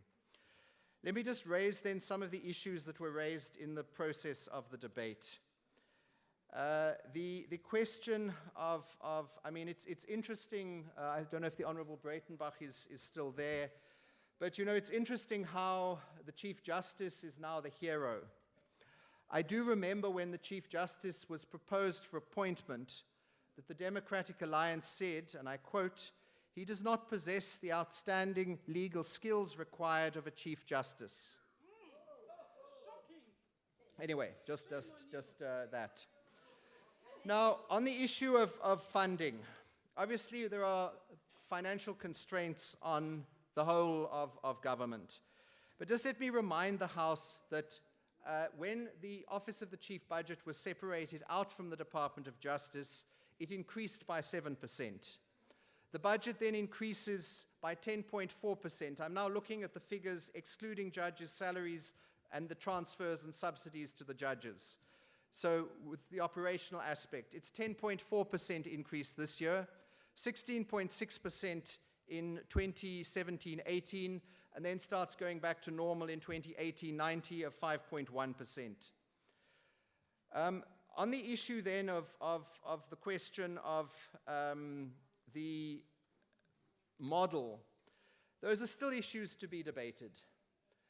So Honourable Horn, and he says it was the constitutional, he thought it was the constitutional provision of a member of Cabinet responsible for the administration of justice. No, it wasn't that I was looking rather peculiarly at you. It was the issue of, you said you want the OCJ to be able to go to Treasury and not to the Executive. Now, Treasury is part of the Executive. You know, so I don't know quite what you mean. Yes, well, the budget is approved by Cabinet. Ultimately, it's the MinCom bud that proposes the budget. So those issues need to be looked at. The questions of accountability need to be looked at. Yes, Namibia has made an entirely independent administration, but then there's still a provision that the Minister of Justice in Namibia must account to Parliament, although he's got nothing to do with justice. If there's a problem at a court and the public are unhappy, what must they do? Must they go and complain to their elected representatives, or must they go and toy outside the office of the Chief Justice? Who will come to Parliament and account? These are all questions we need to look at. I want to really stress, it is the ANC, this administration, that piloted the Superior Courts Act, or the bill going through Parliament, and the 17th Amendment. You may have supported it at the time. You were not around, I think, in the committee, but it was pushed by the African National Congress members of the Justice Committee. So any attempt to then say that we are trying to undermine the independence of the judiciary, with respect, I think, I can't say rubbish, but is seriously not true. And then to the Honourable Swart, I mean, you know, you raise problems about the executive not following the Constitution.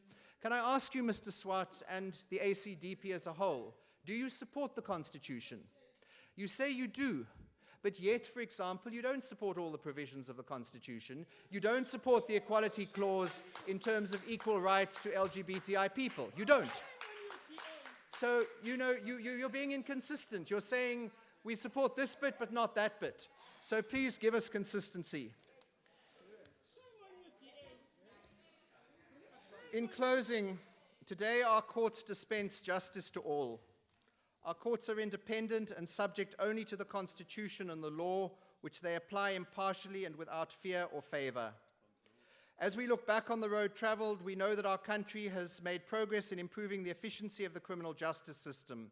The past few years were spent consolidating legislation and other measures aimed at deepening democracy, enhancing access to justice, transforming the administration of justice, including the judiciary of the courts, improving court performance, strengthening coordination through the cluster system, and strengthening the rule of law. This is indicative of government's commitment to uphold the independence of the judiciary, to access to justice, constitutional democracy, and equality before the law. I thank you.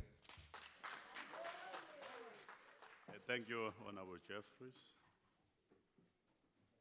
Members are reminded that the debate on public works budget vote will take place at 16:40 in the National Assembly, and a debate on the Statistics South Africa budget vote will take place here in the Old Assembly at 16:40. That concludes, Honorable Member, the debate and the business for this extended public committee. Thank you very much, Honorable Members.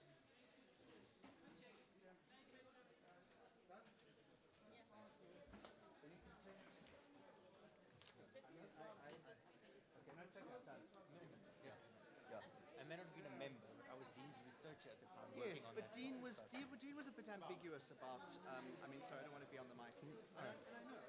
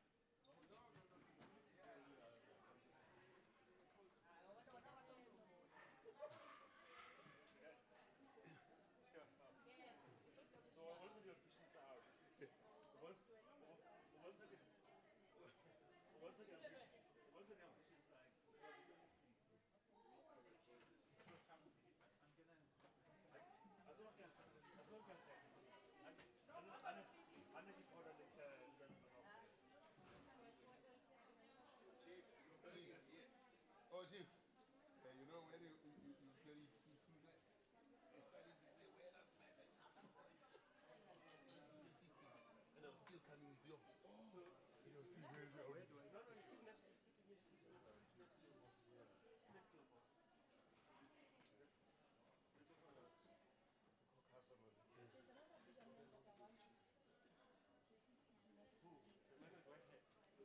yeah.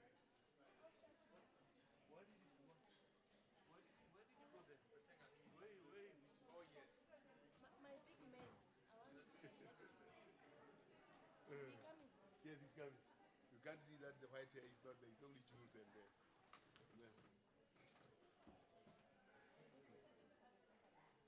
Yes. Yeah, for the white head. Chief, you want a piece of paper? No. I will get one. Otherwise, I'll take from Becky. Hmm? Yeah, Becky will give me. Do you have a pen? Yeah, but I need my iPad, Chief. We have to exchange bags. And now suddenly I'm in trouble. With myself.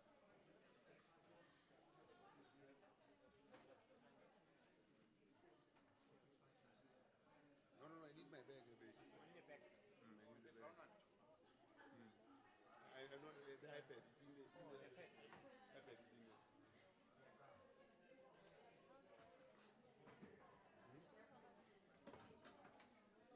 Tell me about nobody. Everybody look together.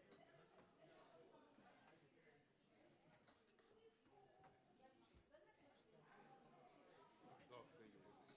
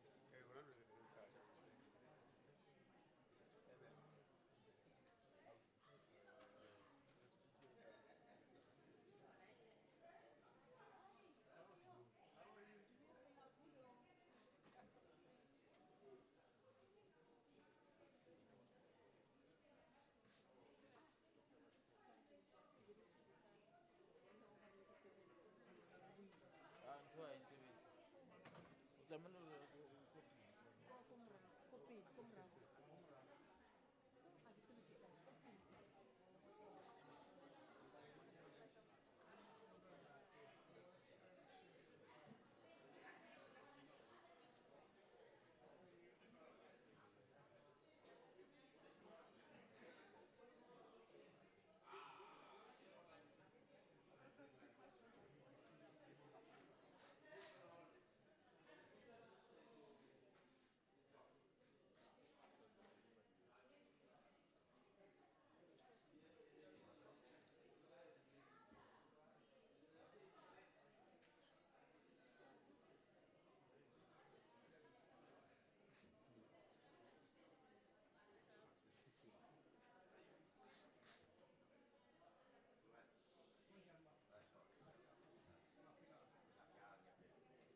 Sir, fine, thanks. I partly dressed like you today. Oh, yes, it's yellow. Oh, that's it. Still around. Still around. Remember our good trip to, where was it? Kenya and Uganda. Long time ago. You also still around. I thought it was work. No. Work and play.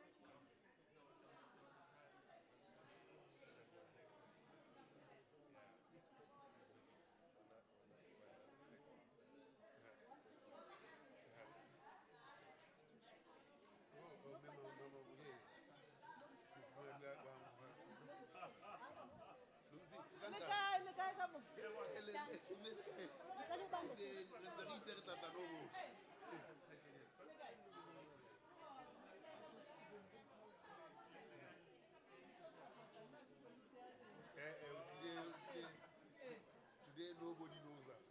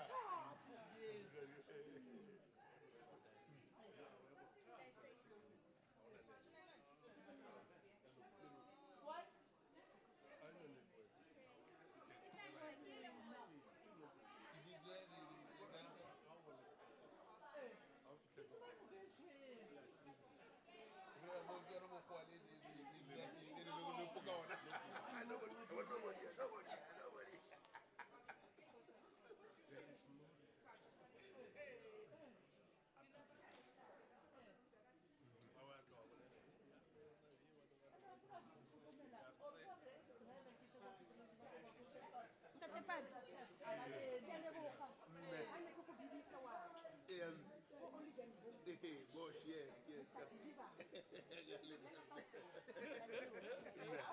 He said,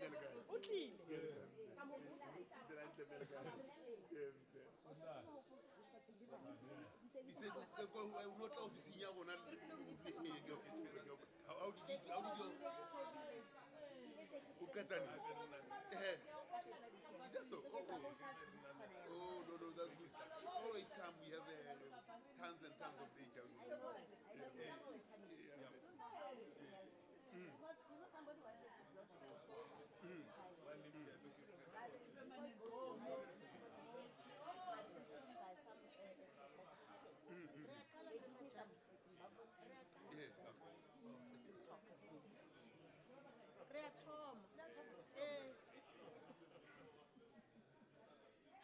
The chairperson.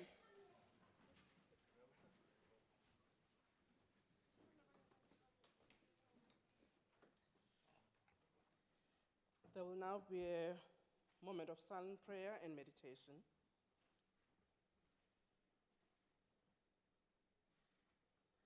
May we be seated?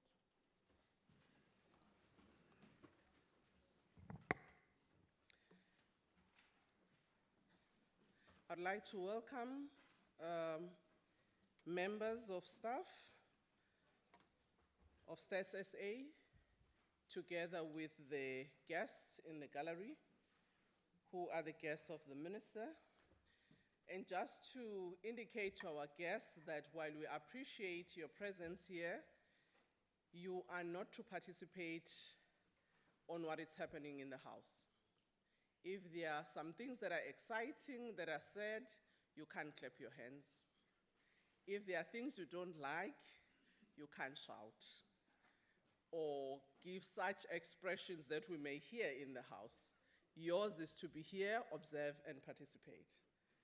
I'll now ask the Secretary to read the order of the day. Debate on vote number 12, Statistics South Africa Appropriation Bill. Ngizocela ilungu elihloniphekile ungqongqoshe osehhovisini likamongameli umnumzane uRadebe. Bungani.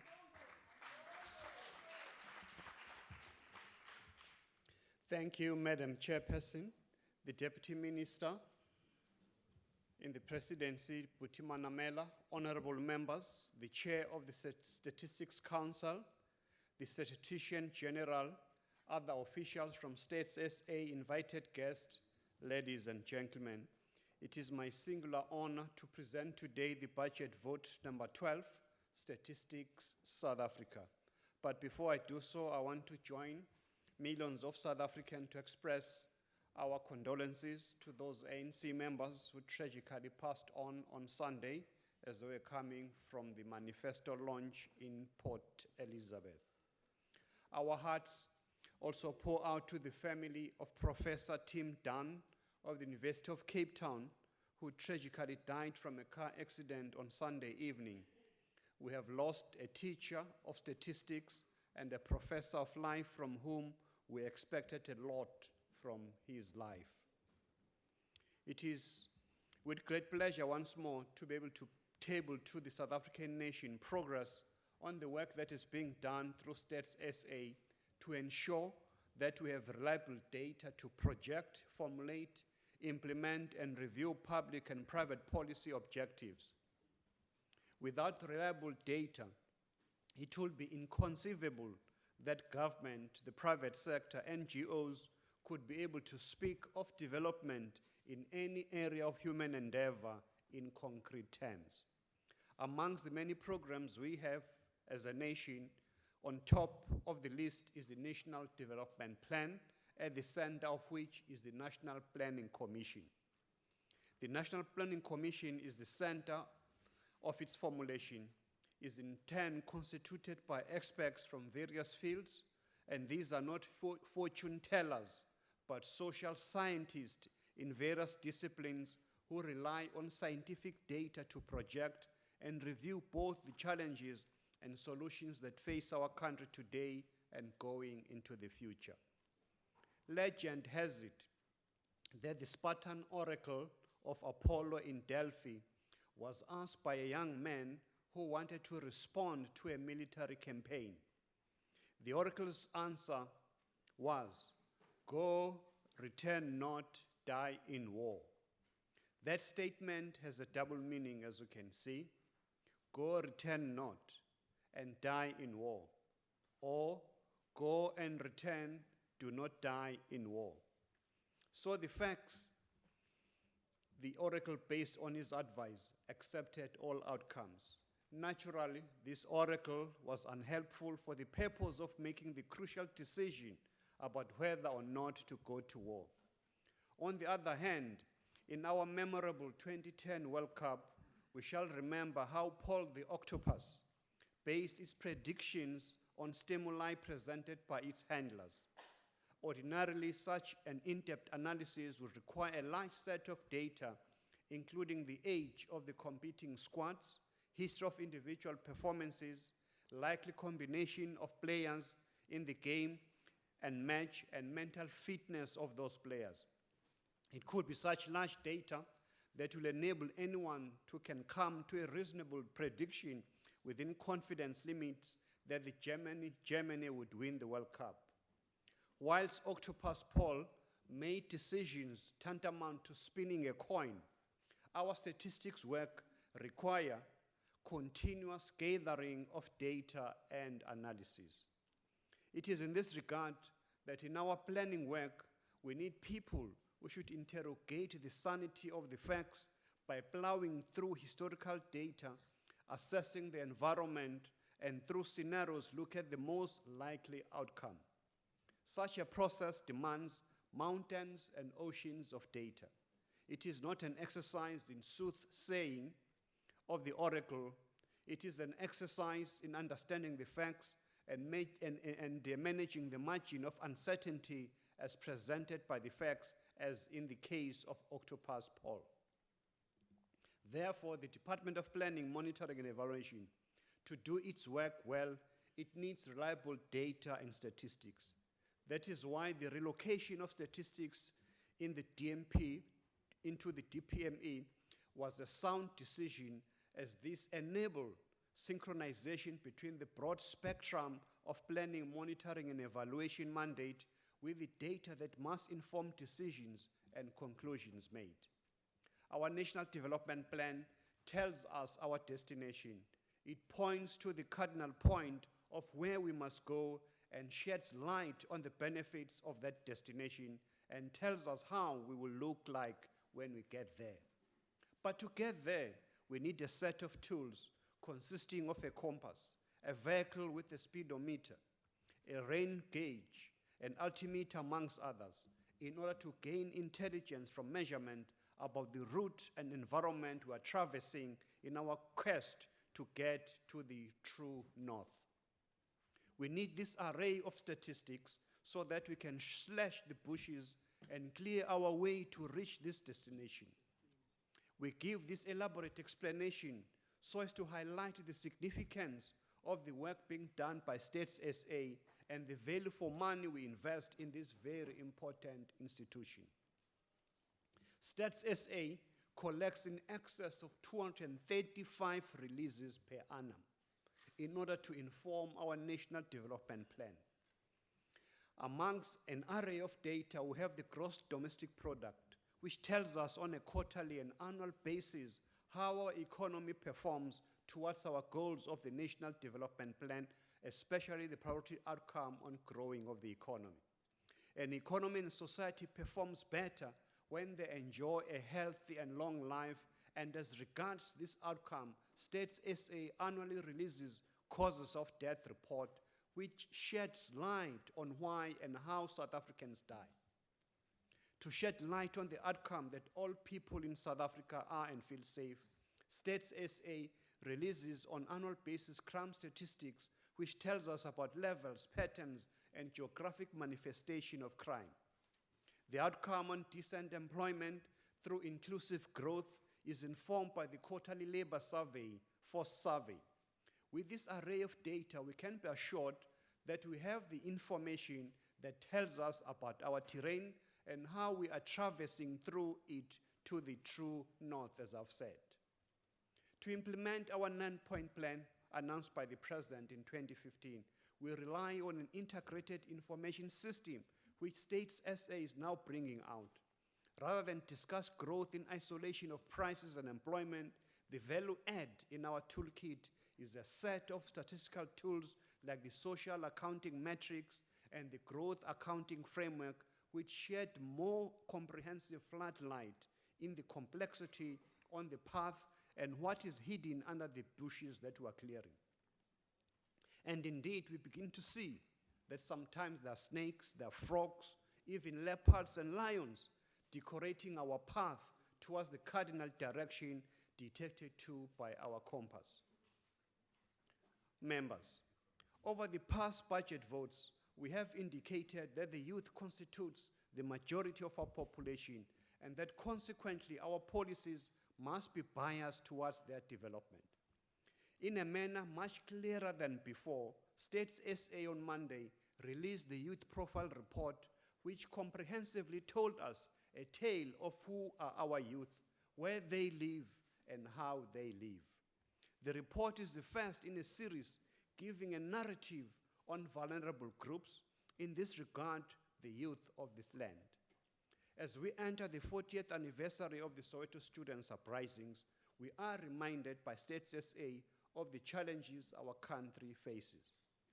The report crystallizes for our benefit the challenges the youth still face and are yet to face. These are unemployment, social and economic exclusion, disease, crime, and difficulties in getting to higher education. This happens despite the resources, the effort, the energy that we put in our policy instruments. Despite the progress that our hard-earned democracy ushered upon us, we still face deep-rooted challenges as regards the youth, and in particular the life of a black and colored youth. The reminder frames for us the vexed question of whether a democratic dividend for South Africa. This data, as presented by State SA, helps to highlight the change of course that is necessary to arrest the challenges of youth development. The National Youth Policy 2020 and the Integrated Youth Development Strategy attempt to precisely do that by responding by policy issues in a concerted way that involves the whole of government and the private sector institutions. States SA tells us that the NYDA can only be the champion of development, but capacity-wise cannot be the panacea of all youth development issues. It is through this floodlight, the integrated statistics, that we now understand the imponderables that we are facing and will face as we unstoppably forge ahead to the true north. Citizen engagement is crucial and tests the outcome on an efficient and development-oriented public service. In this regard, States SA, working together with the KwaZulu-Natal government, undertook a citizen satisfaction survey in October 2015, and the results were delivered in January of this year, just 100 days later. These results of citizens' views are a mirror to which the government like KwaZulu-Natal must hold itself. It is a mirror by which citizens see themselves in relation to the government, and the report is a trusted conduit through which mutual accountability and social compacts and contracts can be established. In short, this demonstrates how through joint work in government, social compacts and contracts are implemented in reality and the Batu Pillar principles are advanced. Secondly, the speed with which the results were released and discussions began amongst government and citizens illustrates that government listens and aims at addressing the identified issues. Thirdly, we have learned from experience of this survey that I've just highlighted that the steps have to be replicated across the country so that we do not encounter information asymmetrics in a unitary state. The NGOs and the private sector are well served by States SA as they bear information services that help us to march to the true north. Statistics is a public good and as such reduces the cost of doing business. Markets wait with abated breath for the Consumer Price Index, the CPI, which was released at 11:30 this morning. We know this price measure is a trusted indicator in the country and in the world. The CPI dropped to 6.3% in March from 7% in February of 2016. The private sector, government and labor, watch this number in a hawk-eyed way because it is also a conduit of trust in the difficult world of salary and wage negotiations. The Reserve Bank uses this also to review its repo rate. This is the arsenal of tools that States SA has in its toolkit to inform our planning, our monitoring and evaluation as we traverse to our true north. We need this data and we should use it. Statistics' approach to development is also embraced universally, Hence, States SA continues to collaborate and exchange best practices with similar bodies continentally and throughout the world. Some of you will recall that the theme of the last World Economic Forum convened in Davos in January this year had its prime focus on the fourth industrial revolution, of which the role of information technology plays a pivotal role. Members, I'm pleased to report that States SA delivered the mapping of Sustainable Development Goals indicators on our National Development Plan indicators and has aligned the SDGs and Africa Agenda 2063 and the NDP indicators, thus creating an enabling platform for seamlessly implementing our agenda for development.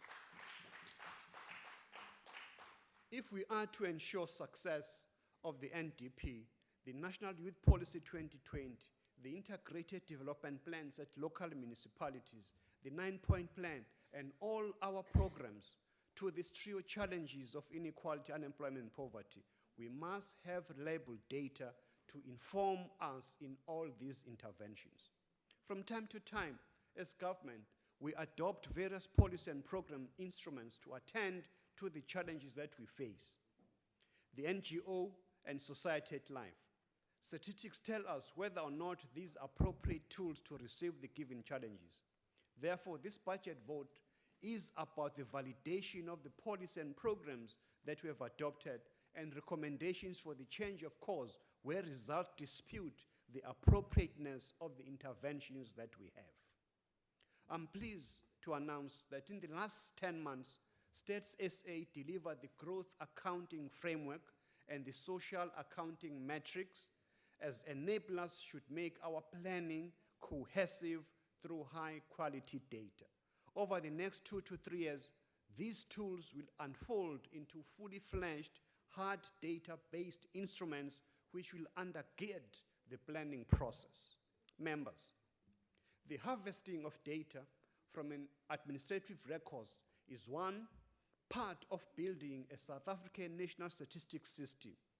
This system must enable the building of a collective and time-bound plan for the production of official statistics by all organs of the state. In 20 days from today, States SA will again be out in the field for the next 5 months conducting a demographic and health survey. By State SA taking over this activity, we bring to closure a survey that was vexed by controversy, as this was at times run by private consultants. On the 22nd of April, this Friday, a record of 155 countries will sign climate agreement, which brings to center stage natural capital accounting in addition to labor and capital in our statistical production system. The Paris Agreement that was signed last year has therefore been necessarily accompanied by work of statisticians called the System of Economic and Environmental Accounts, and States SA was there in the forefront. Emerging out of the repatriation of the expenditure side of the GDP from the South African Reserve Bank to States SA, the next big task is to tackle trade statistics as a natural progression. In this regard, preliminary discussions have started amongst the Statistician General, the SARS Commissioner, and the Governor of the Reserve Bank. What then is the required financial resource portfolio for States SA to fire up this delivery thirst? As you know, our budget for this year is 2.5 billion rand for States SA. Included in this amount under Program 7 is an amount of 381.5 million rand that is earmarked for conducting the community survey, and an amount of 181.4 million rand for buildings and other fixed structures under Program 1 for the unitary payment of the new building acquired in terms of PPP agreement. In the 2015-16 financial year, States SA spent 97.8% of its allocated budget of 2.3 billion rand. This request also, States SA will request a rollover of 49 million rand that has not been spent, and this naturally, is towards the completion of the construction of a brand new building scheduled to be open in 41 days from today. The income and expenditure survey is also used to rebase and reweight the consumer price index and provides information on poverty and equality. The continuous population survey provides service delivery information at municipal level more frequently between census. Honorable members, the question of trust is a very important one.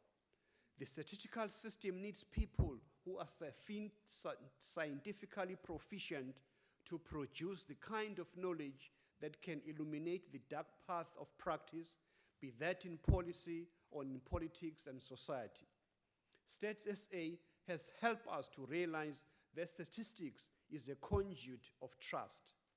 It is the kind of trust which gives society confidence that our democracy can go from strength to strength, and in that respect enable us to take qualitatively better decisions and answer the crucial question of whether a demographic dividend in South Africa. If the work of government to transform our society through better quality of life as the tree and the branches, then statistics are the roots in the consolidation of our constitutional democracy.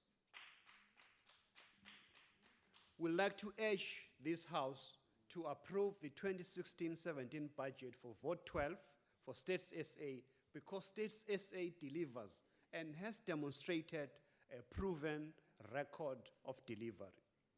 Allow me, members, to thank Mr. Paddy Lehohla, the Statistician General, and the Statistician Council chaired by Mr. Ben Pahlele, and the entirety of the staff at States SA. Allow me also to thank the Portfolio Committee under the leadership of the Honorable Peace Mabe for their continued guidance and continued support. Finally, let me thank the Deputy Minister, the Acting DG, and the staff at DPME for their support, and also the support that I have from my family, my wife, and the children for their continued support. With those words, we commend you to support Budget Vote 12. Thank you, Honorable Minister. When the phone was ringing, I was actually reminded that if one were to talk about universal access is mobile phones in South Africa, and I'm sure State SA will validate that. With those words, I would like to invite the chairperson of the committee, Honorable Peace Mabe.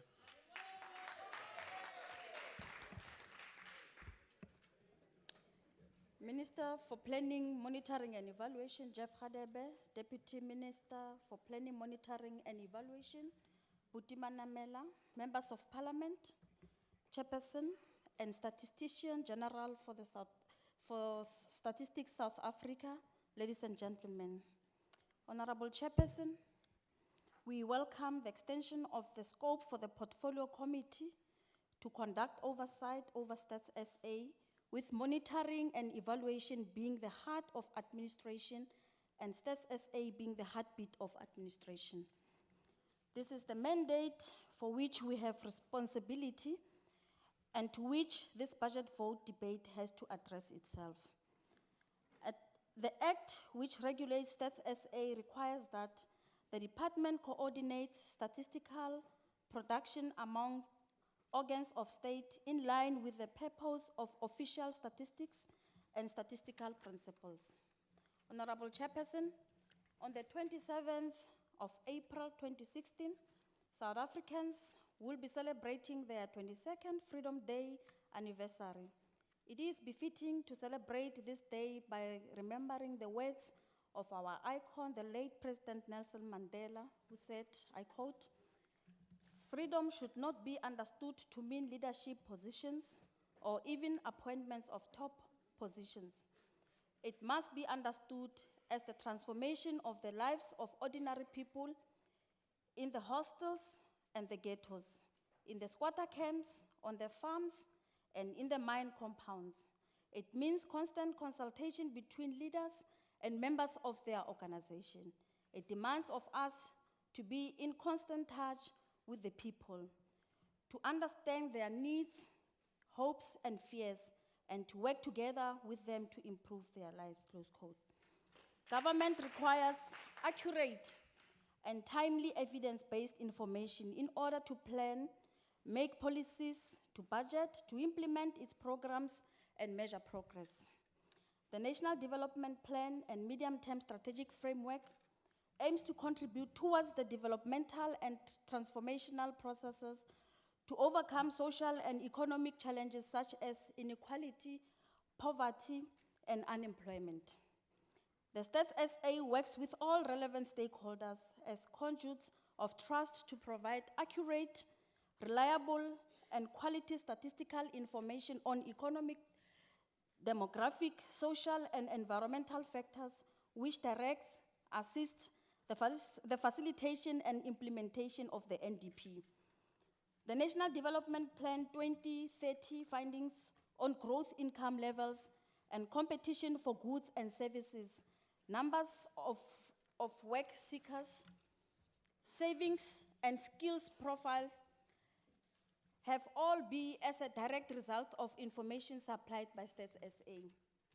Any development plan, and in particular, a long-term development plan, must be based on the balance of evidence that guides analysis, generates knowledge, facilitates understanding, and supports business and political decisions that have to be taken. In this regard, Statistics South Africa is doing exactly that, to provide government with credible statistical information to guide evidence-based planning and policy making of our government on a daily basis. Though we acknowledge that producing credible and reliable statistics comes at the price of ensuring that competent technical people are appointed and adequate resources are deployed into the department. The NDP and the medium-term strategic framework are informed by statistical information provided by Statistics South Africa, which publishes more than 235 statistical releases per year. Changing economy and societal realities have expanded the demand for statistical information. More detailed statistics are needed more frequently if policies are to be responsive and effective. We are proud on how things have changed since democracy. The statistics releases per year demonstrate how legislative interventions has transformed the lives of our people. Honorable Chairperson, Stats SA operates in an ever-changing environment, which includes the development and update of the National Development Plan. The Stats SA of 1999 has been in operation for the past 15 years. We have observed that some operational challenges have emerged, therefore, this necessitates amendments. Bagaetsho, go botlhokwa gore setšhaba sa Afrika Borwa se itse dipalopalo mabapi le merero ya ikonomi le tlhabologo. Seno ke lebaka la gore Statistics South Africa e re neela bopaki ka ga maemo a naga ya rona le gore puso e tsamaisa jang ditirelo tsa setšhaba. Selo se ke se ratang ka dipalopalo tsa Stats SA ke gore borra dipolotiki ga ba tsenye karolo mo go se se dirwang ke Stats SA gore dipoelo di tshwanetse go nna jang. Jaanong re le palamente re kopa puso gore e dirise bopaki jo go tokafatsa matshelo a batho ba rona.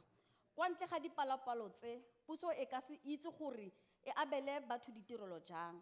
Re le komiti ya merero ya setšhaba le tlhokomelo ya palamente, re tlile go netefatsa fa tonakgolo ya planning, monitoring and evaluation a tlile go dirisa bopaki go tswa mo dipalopalong tse go tokafatsa matshelo a batho le go abela ditirelo ka mo di tshwanetseng ka teng. Honorable Chairperson, good and implementable policies are impossible without good, reliable and accurate data produced by reputable institutions like Stats SA. If we are to lift children out of poverty, we must understand the cause. If we are to provide quality health in public hospitals, we must have the baseline information in terms of the demand and indicate what kind of services citizens need. Literally, nothing that government do can be done well without good evidence-based information. Government has invested a lot on Statistics South Africa to provide public sector, private sector, and non-government organizations with information to enhance socio-economic conditions. Honorable Chairperson, as we commemorate our 40th anniversary of June 16 and the 20 years of signing of our constitution that puts peoples first, the Stats SA survey income dynamics and poverty status of household in South Africa 2015 highlights that there are improvements in access to household services across all income categories. It shows that households in the no income category experience significant improvements in the proportion of household with no access to basic services such as piped water, toilet facilities, refuse disposal, and electricity. This speaks volumes on the success in the improving service delivery. The statistical information through the Statistics South Africa must continue to identify opportunities and challenges to enable government and legislatures to continuously develop plans and policies which are informed by evidence. Therefore, I would like to challenge the leadership of Stats SA to ensure the department remain alive to this, because statistics play an important role in society at large. Without statistics information, the dream of realizing sustainable development and developmental state will not be realized. Therefore, having cited the accurate and reliable statistical information, I urge the Minister of Planning, Monitoring and Evaluation to coordinate the functions of the state departments and administration to fully study and utilize statistical data to enhance planning and policy making of government by relying on evidence-based results. Further, this implies that when government departments design new programs, those have to be informed by scientific evidence. Not to say politics should be isolated from administrative processes, but to assert the importance of politicians respecting the practice of evidence-based policy making for improved public programs for better lives of South Africans. Last year in this August House, the Minister of Planning, Monitoring and Evaluation announced that the Statistics South Africa will once again conduct the community survey, a second in the life of the organization. The survey will again provide society at large with information determine whether or not government is on the right path towards successfully implementing its vision. We acknowledge the work done in community survey to date. Training commenced by the second week of January and has continued throughout February with actual field operations beginning on 7th May 2016.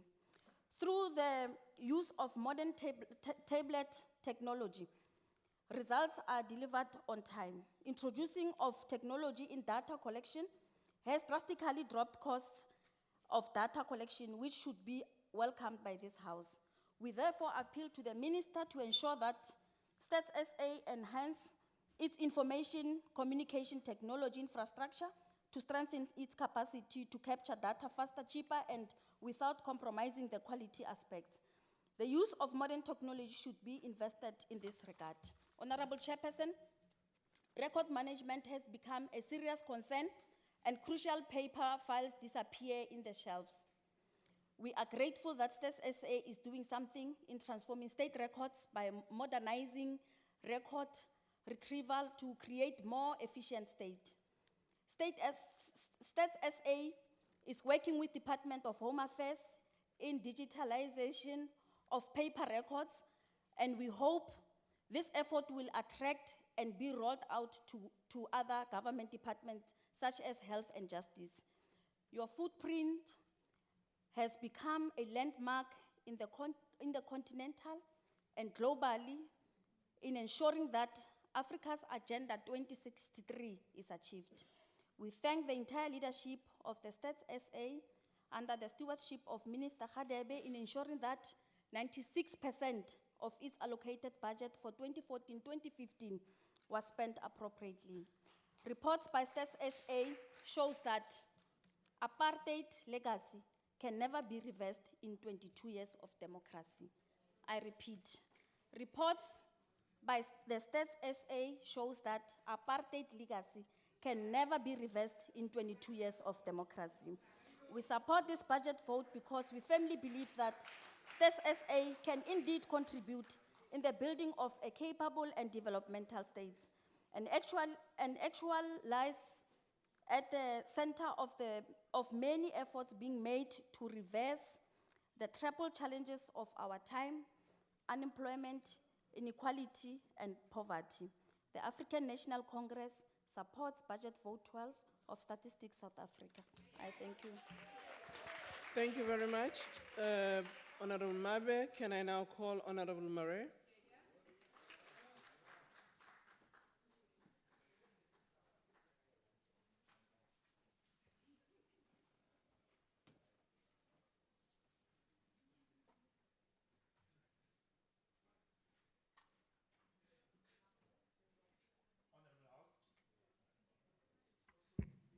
Honorable House Chairperson and members, according to Statistics Act, the purpose of official statistics is to assist organs of state, businesses, other organizations, and the public in planning, decision-making, and monitoring of assessment of policies. Firstly, as a national statistical authority, to inform stakeholders on the economy and society. Secondly, to promote coordination among producers of official and other statistics in order to advance quality, compatibility, and optimum use of official statistics and to avoid duplication. Statistics South Africa must be the center of information to enable the government to plan ahead of what is needed and where, what needs to change, and how to plan for the future. Statistics South Africa plays a central role in the implementation of the National Development Plan by government. So the proper functioning of Statistics South Africa is of crucial importance for South Africa's future. The National Development Plan must be a driver of change. Meeting objectives of the NDP requires leadership to drive implementation. It will require a change in the structure of the economy and the pace in growth. Transforming the economy and creating sustainable expansion for job creation means that the rate of economic growth needs to succeed 5% a year on average. It is clear our growth is stuck at less than 2%. The biggest challenge our country faces is not better statistical reporting, but government's lack of will to actually implement the NDP in its entirety in full force. Statistics South Africa can deliver the method and indicators to inform that progress are inadequate. Statistics South Africa does show the following: that unemployment is now the major driver of poverty in South Africa, that for all population groups, job creation is the main priority, that the ANC government is failing the youth. 2 out of every 3 unemployed South Africans are youth. That since 2009, when the Honorable Jacob Zuma became president, unemployment has remained and increased above 20%. The government should offer a better tax incentive to employers to reduce the initial cost of hiring young labour market entrants. Chairperson, Statistics South Africa play a major role in collecting stats to empower decision makers in their planning for infrastructure. The demand for various services and products increased as the population of South Africa increased and imports of products based on demand. There is a high demand to increase rail, water and energy infrastructure. There must be enough water available for agriculture and industry, building of new dams and recognizing the trade-offs in the use of water. The number of people who use public transport will expand significantly. The size of metros will increase and urban planning based on stats is essential. Investors always ask you about the availability and sustainability of 1, water, 2, electricity, and 3, broadband, before they make an informed decision where to invest. The question is, are we ready to meet demands to unlock opportunities for our people to stimulate job creation? The Democratic Alliance is focused to build new and upgrading existing infrastructure in municipalities we control to make it attractive for investors. On a lighter note, Chairperson, congratulations to the Western Cape who managed to break through the 3 million barrier of registered voters after the last registration weekend. The Western Cape grew with 1,118,973 voters on the voters' roll. The challenge is on for the upcoming local government elections on the 3rd of August. Voorsitter, graag verwys ek na vanoggend se koerantberig oor Kaapstad as 'n algewilde toerismebestemming in die burger.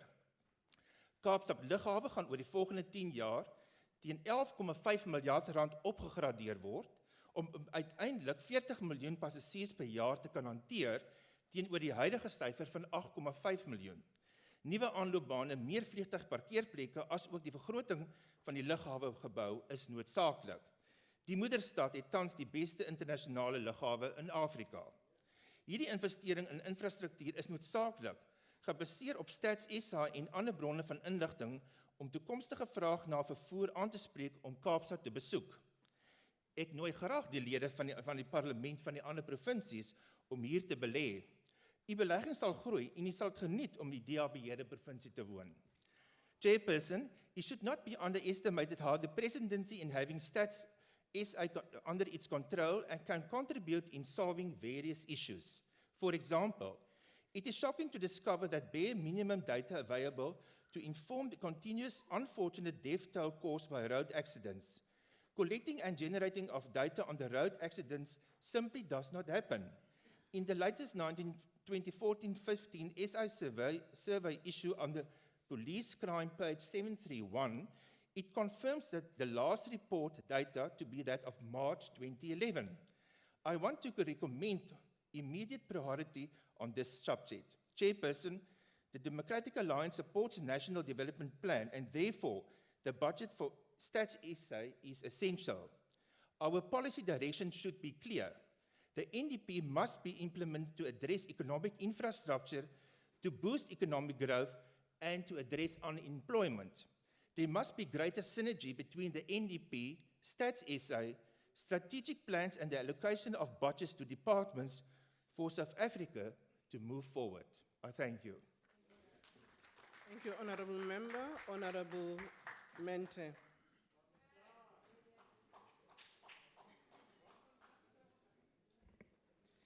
Thank you, Chairperson. The EFF recognized the work of Stats SA and would like to commend the leadership of Statistician General Mr. Palili Hudla. Xa uyazi into yenzayo uzafumana i-EFF ikusapota. Kodwa uba uyazi into yenzayo asingeni ndawo. And we support the adoption of Statistics South Africa Budget Vote 12. We have raised the matter in the committee and with the Statistician General himself to say, with the limited resources he has, the Stats SA needs all the capacity it can get, Mr. Minister.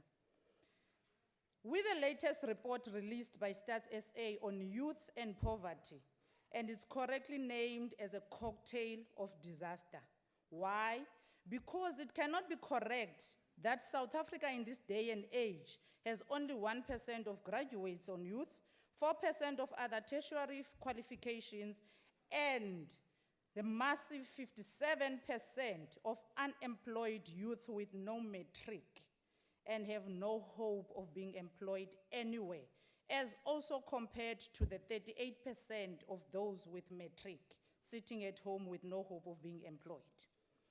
It is now clear that the continuous failure of the ANC government to perform basic functions, especially in municipalities, is not due to lack of credible and well-documented statistics like information to assist municipalities to plan and improve delivery of water, electricity, sanitation, roads, and other services is available. Krondal and Kaneng in Rustenburg municipality, more than 20 years old settlements still don't have electricity. Dektrom and 10 rooms in Bujanala municipality remains a dark township. Only 10% of houses in Kamakrakeza in Komazi local municipality have tap water. The other 90% have to share water with animals. Shame on you.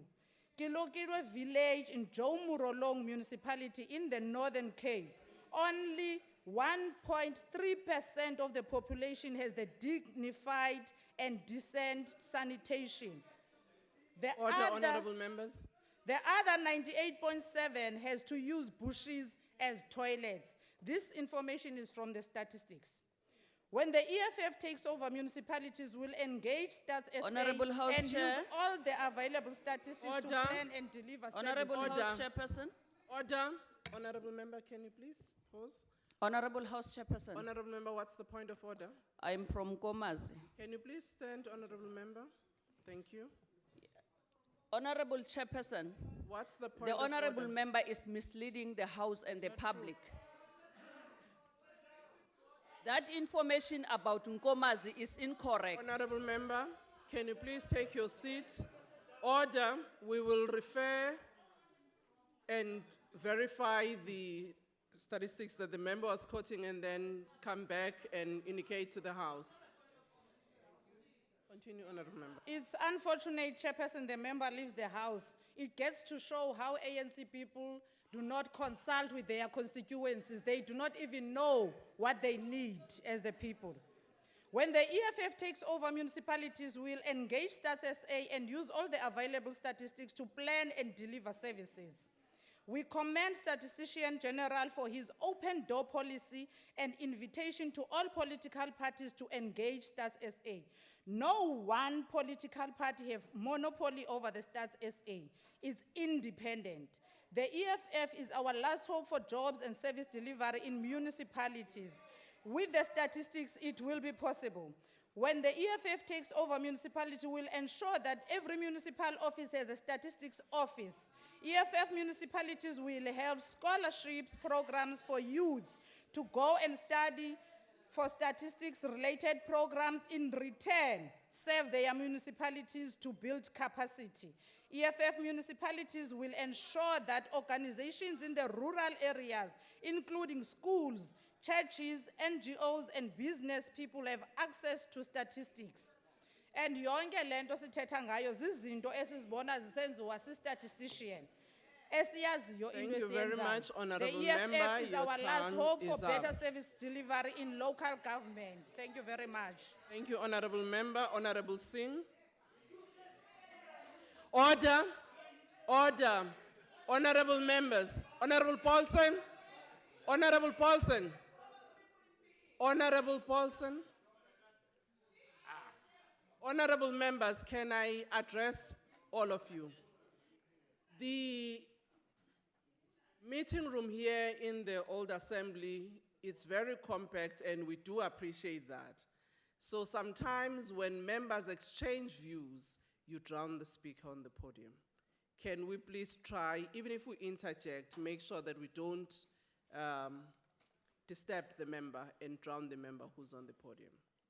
Can I now ask Honorable Singh to take his Thank you, slot? Honorable Chairperson. Chairperson, when I first arrived in Parliament many moons ago, Stats South Africa, then known as Central Statistical Service, was headed by a chief director and was seen as a very insignificant department reporting to the Minister of Home Affairs.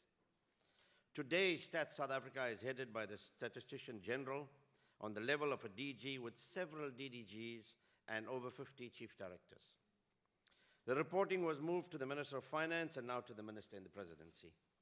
Over this period of time, Stats South Africa has become one of the leading national statistical offices in the world. They have embraced technology and now conduct paperless surveys with all data being electronically captured, thereby reducing the processing time to 1 month for the delivery of accurate results. A large part of the credit must go to the Statistician General for South Africa, Dr. Pali Lekgotla, as most people recognize him as a man in the yellow suit, and that's why I tried to put something yellow today. Going forward, Chairperson, I have a few concerns, Honorable Minister, that require some clarity. Firstly, we note budget cuts, and the question that follows is, how is this organization going to manage collecting crucial statistics that the country and world so desperately needs? Can you imagine when GDP calculations are affected, or Moody's base their credit rating of our country on inaccurate or incomplete statistical information? Secondly, we have been hearing of the national statistical system for several years, but we cannot see any evidence of progress towards unifying all statistical data collection in our country. I raised this last year as well, Minister. The SG is Statistician General for all of South Africa, and not only Stats South Africa. But where is the evidence of coordination with all national government departments and other departments as well? Thirdly, the SG has served with distinction for over 15 years and is not getting younger. We can see from the loss of hair and the fading color of his suit. What we'd like to know is there a succession plan, Honorable Minister, in terms of Stats South Africa? And yesterday I was quite perturbed, or last night, when I read a bit of a contradiction in what the SG had said about what my honorable colleague said from the EFF, a cocktail of disaster. The youth faced a cocktail of disaster. And the honorable minister, tried to paint a rosy picture. Now, who do we believe? Do we use the statistics for what it's worth, or were the statistics incorrect to gather the data? Now, Chairperson, I believe that if something is wrong, whoever government is, we must accept that it is wrong. Don't bury our heads in the sand like an ostrich, and we must move on to correct what is wrong. But let's not have these kind of contradictions, because it leaves one with doubt about the data that's coming from the office of the SG. Chairperson, I do believe that Stats South Africa should receive more funds so they can collect more data at lower levels. I think this community survey is something that needs to be welcomed, but I do hope that the resources will match the kind of information that we require out of this. Many countries are moving towards collecting all their data with geospatial reference to time and space. Municipalities, especially the metros, require GDP and other economic data at their level, and not just at provincial level. And this will require larger samples, and thus, I believe, more funding. In conclusion, we look forward to Stats South Africa continuing with their good work to embrace technology and to provide credible data for evidence-based decision-making. We will support this vote. Thank you. Thank you very much, Honorable Member. Honorable Mncwabe.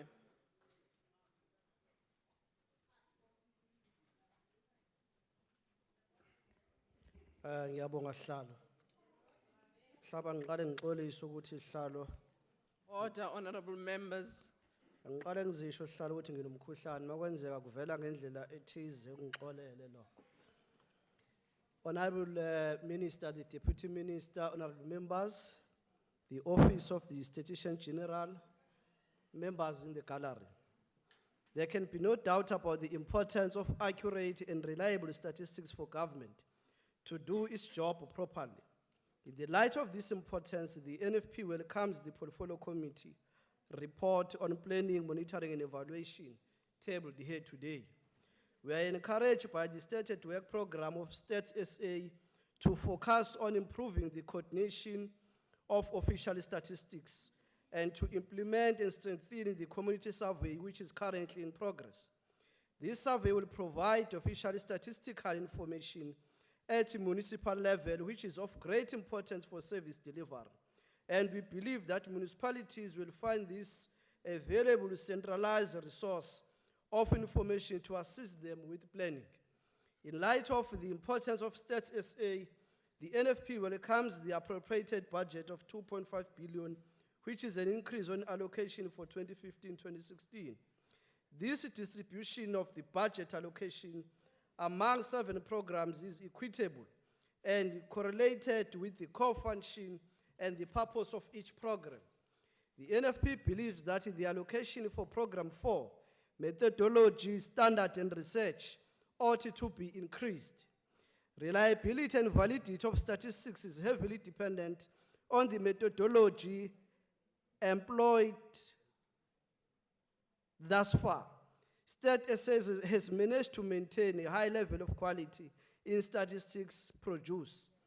There remains, however, room for continuous improvement, and such improvement, we believe, would best be promoted through increased research and development of methodologies to enhance the existing high level of validity and reliability of statistics produced by Stats SA. The NFP is in agreement with various recommendations made by the Portfolio Committee. In particular, we welcome the recommendation that Stats SA should continuously track public sector spending and provide government and legislatures with an up-to-date financial outlook of the state of on continuous basis. The problem with statistics is that it is quickly becomes outdated, and a continuous program of tracking expenditure will greatly enhance the relevance and associated statistics and provide for an accurate long-term analysis. We also welcome the recommendation of the committee that Statistics SA improve on their technological capacity to gather, collect, analyze, and distribute statistics. South Africa has a sophisticated technology and infrastructure, and Stats SA would be well to harness the full potential of this valuable tool available to it in executing its core mandate. Finally, Chair, the NFP also supports a recommendation that Stats SA to ensure coordination among organs of states and to maintain close working relations with other government departments on statistical matters.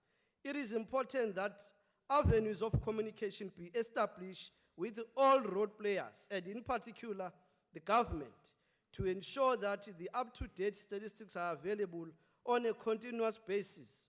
Immediate and unrestricted access to information of a statistical nature will enhance the role and function of government at all three levels of governance and be of great benefit for planning, monitoring, and evaluation of all these spheres. Thank you The very NFP supports the budget. Thank you. Thank you very much. I now call upon the Honorable, the Deputy Minister in the Presidency.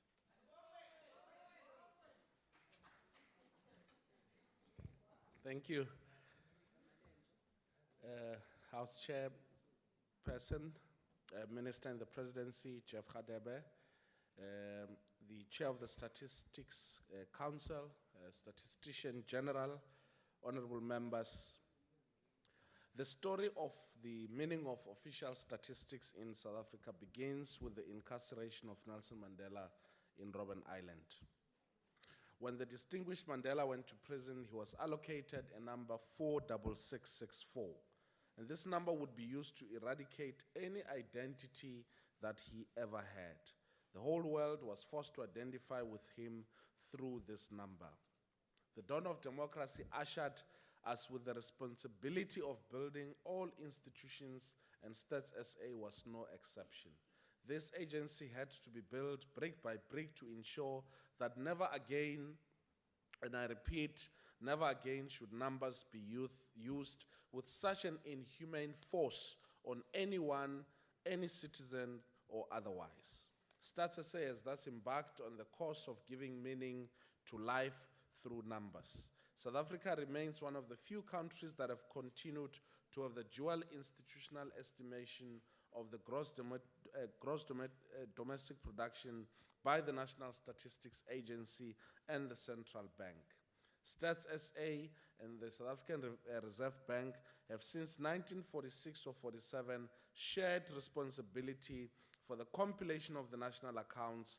Stats SA has always been responsible for compiling the production and income approaches to the calculation of the national accounts, while the Reserve Bank compiles the expenditure side of the national accounts, as well as income and savings and the balance of payments. The two institutions have undertaken to review the compilation of South Africa's national accounts so as to streamline their input to policy formulation and implementation.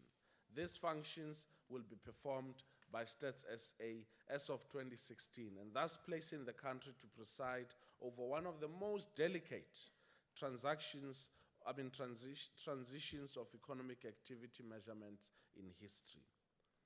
Statistics South Africa now ranks amongst the top national statistics agency in the world, one needs to look back to understand how we have built such a strong organization. During the apartheid years, numbers were used to divide us along racial lines. Numbers were used to trump methods. For black people, what would be decided first was the outcome, then the methods would be devised to suit the numbers. Whereas for white people, unquestionable methods of statistical practice were followed. The numbers had to fit the policy apparatus that were at play all the time. The National Statistics Office of the time would thus not be considered among the agencies that count. It had relegated itself to a poor status of ill repute. The present era Stats SA International work builds from the conclusion of the Millennium Development Goals in 2015 and thus taking forward the post-2015 development agenda by way of the Sustainable Developmental Goals. Stats SA continues to promote the use of data coming out of the International Comparisons Program. The ICP collects comparative prices data and compile detailed expenditure values of countries' GDPs and estimates purchasing parity powers of the world's economy. Using purchasing power parities instead of market exchange rates to convert currencies makes it possible and easier to compare the output of economies and the welfare of their inhabitants in real terms. Thus, the ICP enables PPP-based international comparisons of macroeconomic aggregates such as income and income and output, productivity, and also standards of living, which takes into account relative price levels between economies. The Sustainable Development Goals, together with the ICP, provides a backbone for Africa's Agenda 2063, as well as for Africa's industrialization strategy. Stats SA, as chair and secretariat of the Africa Symposium on Statistical Development, has been tasked with the harmonization of these sustainable developmental goal indicators in support of Africa's Agenda 2063. Other activities under this program are the 2020 round of population and housing census, as well as civil registration and vital statistics. With Stats SA at the helm of statistical development in Africa, our continent was able to have 50 nations undertaking their censuses in 2010 round. The 2020 round, which started in 2015 and will conclude in 2024, will see the advent of technology and data collection. Data revolution in the form of computer-assisted personal interviews, using of smartphones and tablets to collect data has just begun. CAPI has proved to cut down the cost and time of data collection in the production of results. Stats SA has already deployed CAPI in KwaZulu-Natal to conduct the Citizen Satisfaction Survey, and the results were delivered in 2 months. Currently, Stats SA is in the final push with data collection for the Community Survey 2016. The National Statistical Agencies of South Africa, Brazil, Cape Verde, and Senegal have been identified by the trailblazers of computer-assisted data collection.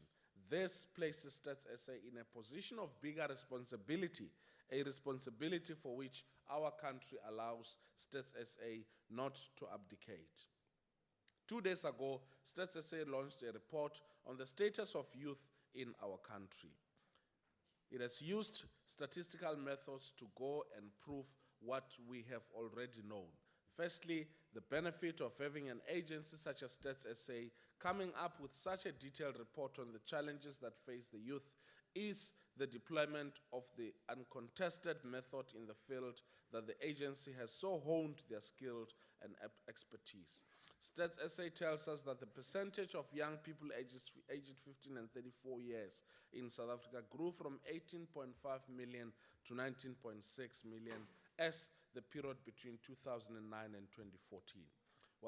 While all South African provinces experienced positive growth for both general and youth population, the population of young people in Gauteng, Northwest and Western Cape recorded relatively slower growth.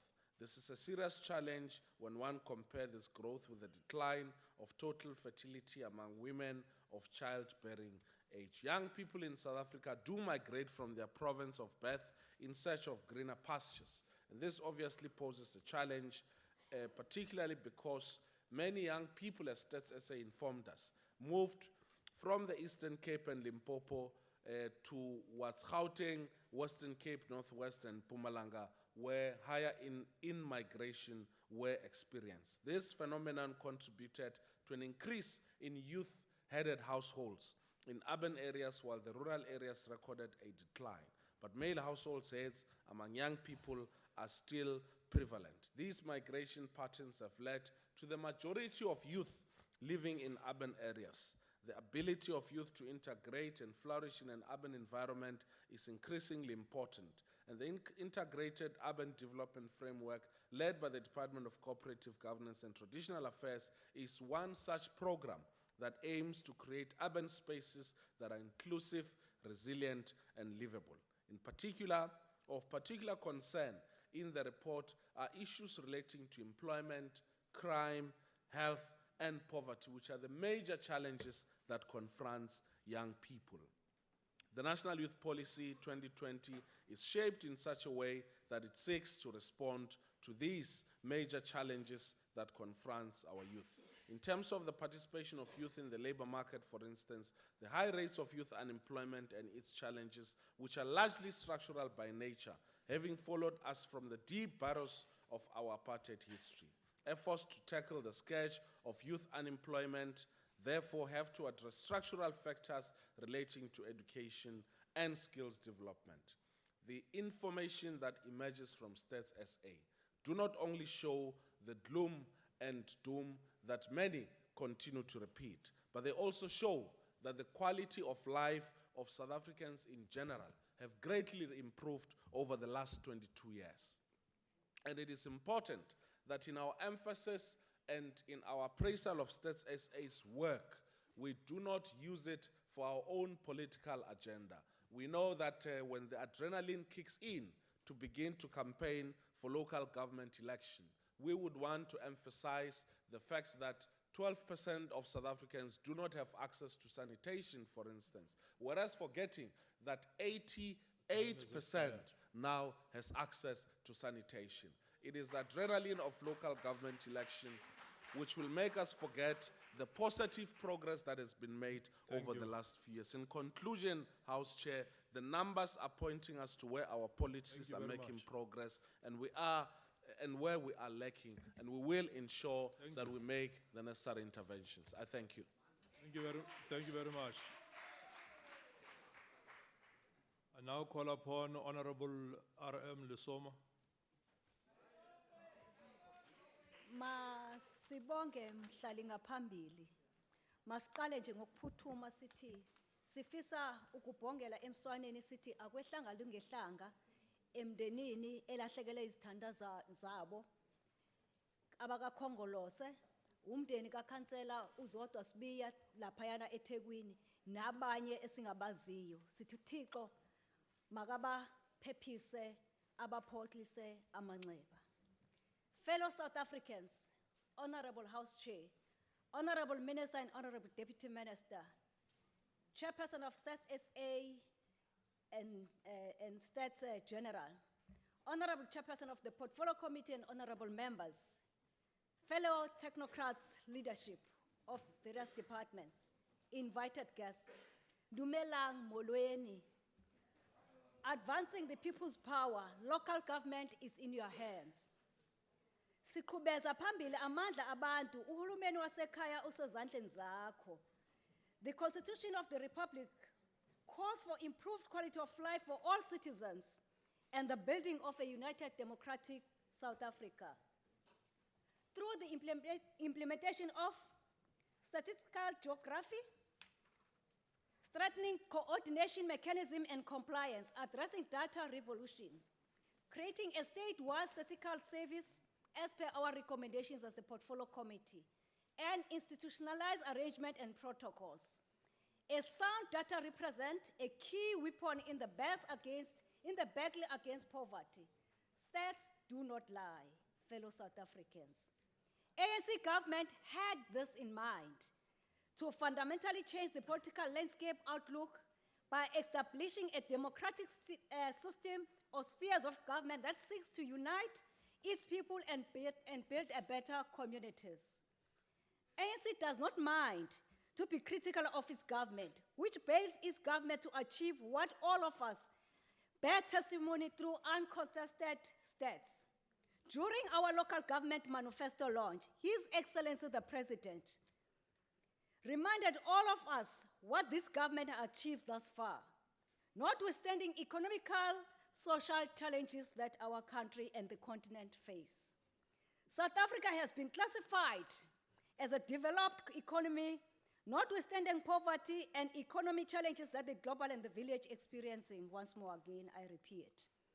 The relocation of Stats SA to the Ministry of Planning and Evaluation reflects the emphasis of the ANC government in aligning the development of policies and programs that are rooted in measuring development outcomes and dealing with the data information as a foundation of knowledge. Questioning the existence of DPME is bizarre. We lead and manage by facts, imposes that we use stats. For an example, even in Tanzania, they're doing the same. Coming back to Saturday Manifesto, which bears a testimony to the following. As the ANC government, we have increased from 2001 to 2014, 14% of electricity beneficiaries, which large have been informed by intelligent policy, that is planning informed by policy and implementing the policy. Increase of water beneficiaries by 29% on the same years. 40 million are enjoying access of free basic water. 9% increase of people enjoying refuse removal between the same years. 10% increase of young people and women have been absorbed by extended public works program. Hayi umona ufuneki. Fellow South Africans, do not make a mistake that you may regret tomorrow. Please vote ANC hashtag 2016 local government elections. Iyaqhuba. Riyasebenza. Hariba pali. Itloli wena. Usikasalela kamrawo. Abanye basakhuluma amagama abantu thina siyayisebenzela nje. Fellow South Africans, our manifesto, our budget vote 12 of Stats SA, which we represent and represent factual stats before you today, with accounts of what you can see, touch, plans that work for transformation in rural areas, towns, cities, and villages. Correct, right information gives you the power to make right informed decisions. Votela ukhongolose bakwethu. ANC has delivered bakwethu. Misalignment of transport planning need to get a stage where we do development according to imperialistic research and statistical informed information, which has to be backed by stats. I repeat, development informed by people, not by projects. No, exactly stats does that, fellow South Africans. Macroeconomic policies, both fiscal and monetary, rely on accurate, comprehensive, and relevant economic stats. The various facts of National Development Plan, which is the national roadmap for our future, rely on stats that reflect the realities of the economy. Every political party, fellow South Africans, would love to see a rapid development everywhere. Thusly, a measure of neighboring impact of our neighbors will assist in educating our people about what level of development in other countries. There will be no xenophobia, lesser wars, lesser fights for services. South Africa is not an island. Regional integration must come to fore. South Africans, interaction with other countries and as manifested in the international trade, investment, and economic growth. Its reliance on accurate and comparable stats, this informs the base for robust decision-making on economic growth, informs economic planning, monitoring, and decision-making through the application of internationally recognized practices. Stats should inform to how many people those neighboring country states so that we may appreciate more as to why our government is investing in rail and road infrastructure. Our own industrialists may use the same data to venture to development of those countries. More we know, the better South Africa movement of choice for our communities and business communities. South Africa must have stats SA and has articulated stats that is not shy to indicate areas where we need to do and where good work has been done. Such as aviation, we are among the top 5 in the world. I mean, the whole world, Bagwetu. India is known for rice in agriculture. What are we good at? Maybe we need to discourage new things all the time, just to concentrate in perfecting what we are good at and advance. Fellow honorable colleagues, Stats SA is essential to a country. Different policies of government are based or should be based on statistical information. Statistical data is widely used in making all administration decisions. Allocation of budget, funds mainly, should be depending on stats. It will help in estimating the expected expenditure and revenue from different sources. So Stats SA are the administration of the state. For us, to better monitor policy frameworks such as poverty reduction strategies, even for progress towards international agreed millennium development goals. Reliable stats such as ours describe the reality of our people's everyday lives, tells us something we know, though with scientific appreciation and comprehension. It highlights areas that mostly need resources and provides the means to track progress, assess the impact of different policies and improve transparency and accountability, which ascend the oak of good governance. By enabling the electorate to judge the success of government policies and hold their government to account for those and manage effective delivery services. I-ANC ayinamahloni ingakho ithela umnyango awungene emnyangweni ka-president under uBhungane. Quoting from the words of Honorable Professor Peter Ayang Ayong, the Minister of Planning and National Development in Kenya, an essential component of any development planning is data. Without data, a country's effort to plan for the future growth and welfare of its people cannot be grounded in reality and therefore may be severely flawed. ANC support vote 12, hashtag vote ANC in 2016 elections. I thank you. Thank you very much. I now call upon Honorable Mtau.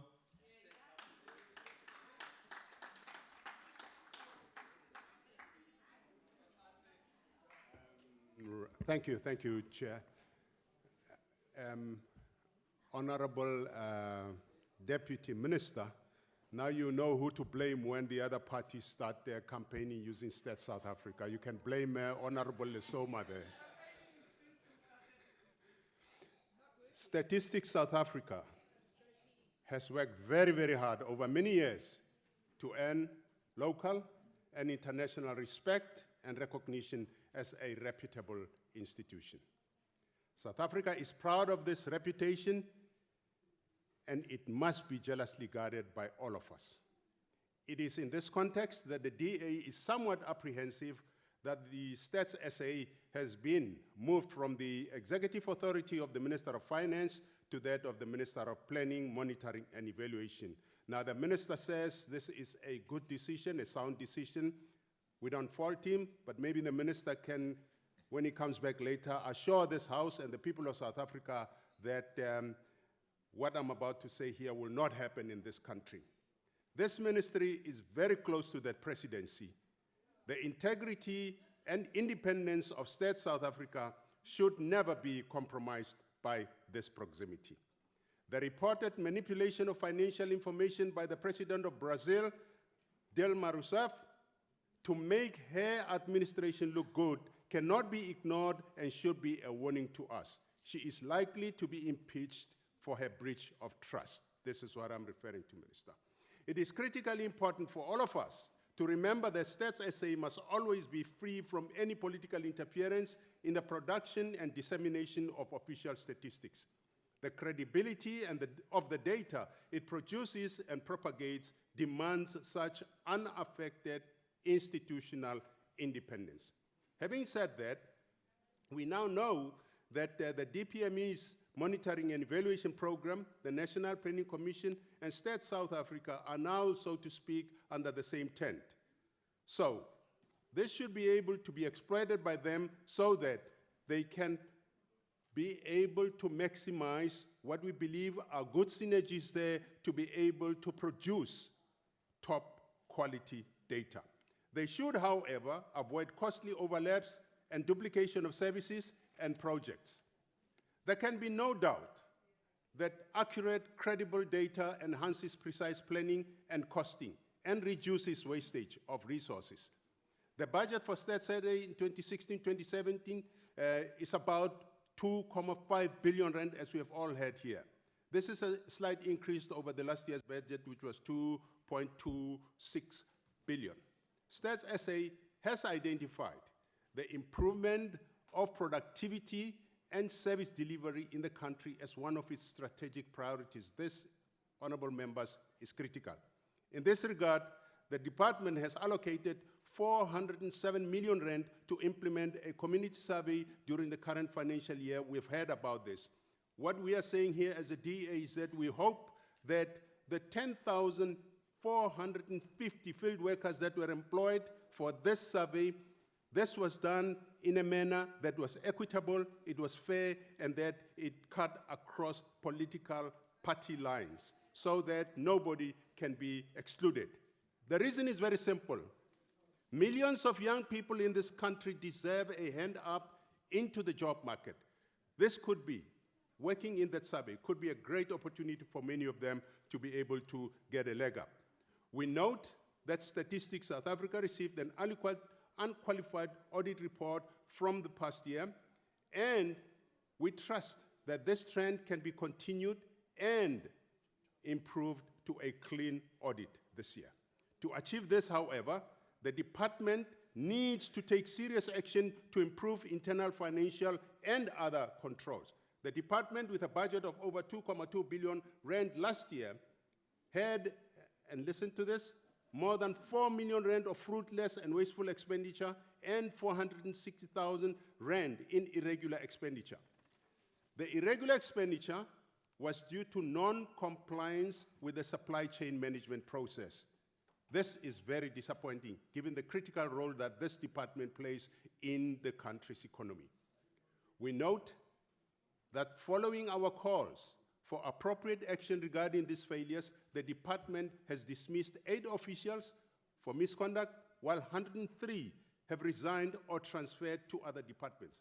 Furthermore, 5 employees were suspended without pay and 14 were given final written warnings. We trust that the cases of the suspended employees will be finalized fairly with deliberate speed. I thank you. Complete in 1 minute. Oh, thank you very much. Let me just finish up. Furthermore, as we said, we trust that these cases will be suspended with final fair. With regard to these transferred employees, we trust that this will be done in due course and it's not a mere touch of the managers being moved from one area to the other, but this problem should be resolved speedily and fairly. Thank you very much. Thank you very much. We now call upon Honorable Dex.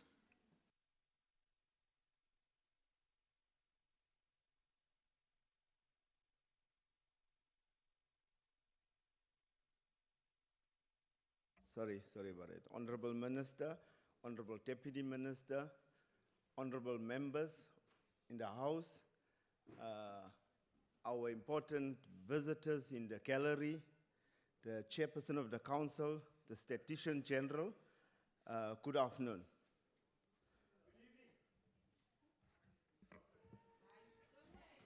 The ANC, let me say from the start that the ANC supports this budget vote because Stats South Africa continues to enable us to know how are we performing as a country in ensuring that all our people have access to essential services like water, electricity, sanitation, jobs, housing, public transport, adequate nutrition, education, social protection, quality healthcare, recreation, and clear environment.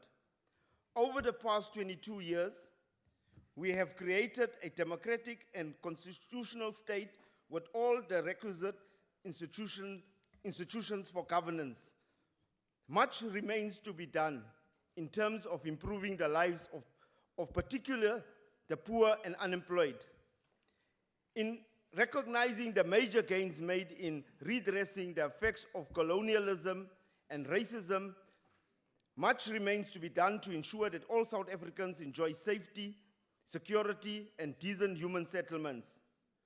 The ANC acknowledges that there is still a high demand for access to clean water, sanitation, energy, solid waste removal, and efficient and affordable public transport. In order to achieve this, we must continue to build a state which is capable of delivering on the needs of our people.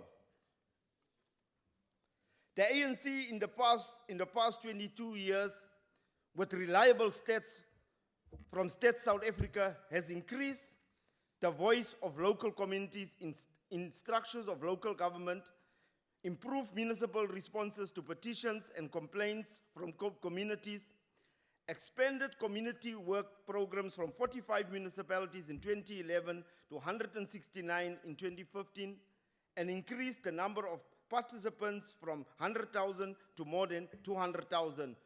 We have broadened access to adequate education and training, healthcare, roads, economic and social infrastructure, stormwater drainage, sanitation, and public recreational facilities. We have upgraded 95,000 households in the informal settlements, delivered more houses and service stands for poor people.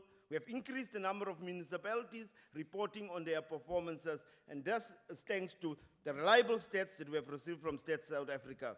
In delivering basic services to our people, we are promoting people's socio-economic rights as enshrined in our Constitution, which requires government to provide basic services to the people.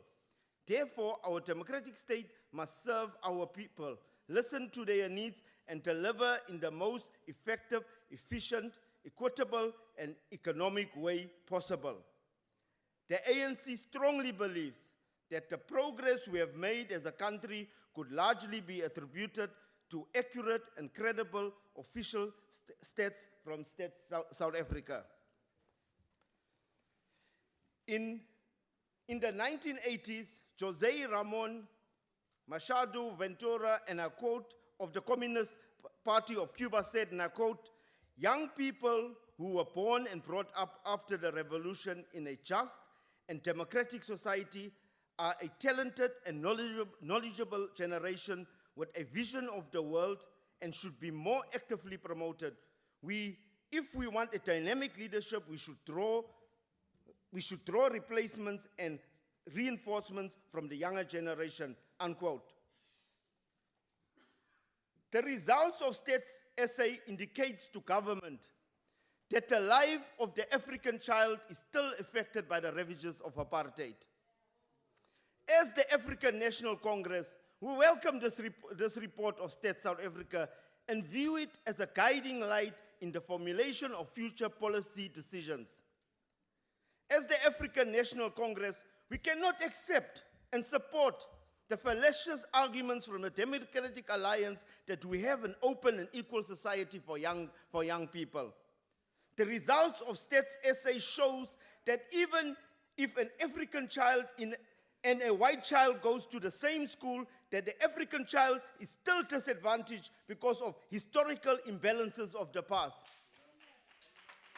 And I want to elaborate on this here. Our Honorable Deputy Minister said last year during a debate that we can never forget apartheid as long as the scars of apartheid are still on the backs of our people, of our parents.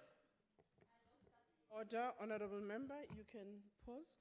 Honorable person, what's the point of order? I just want to ask the Honorable Member why he's wearing a blue shirt. And Honorable criticizing Member, the DA. through the chair, You ask the chair, not the member directly on the podium. Honorable Chair, I just want to ask the member why he's wearing a blue shirt and he's got the Honorable sign- member, that is not a point of order. Thank you very much. Honorable member, you can continue. These honorable members in red overalls that are dreaming to govern South African municipalities one day are here wasting my time when I'm discussing serious matters affecting the African child.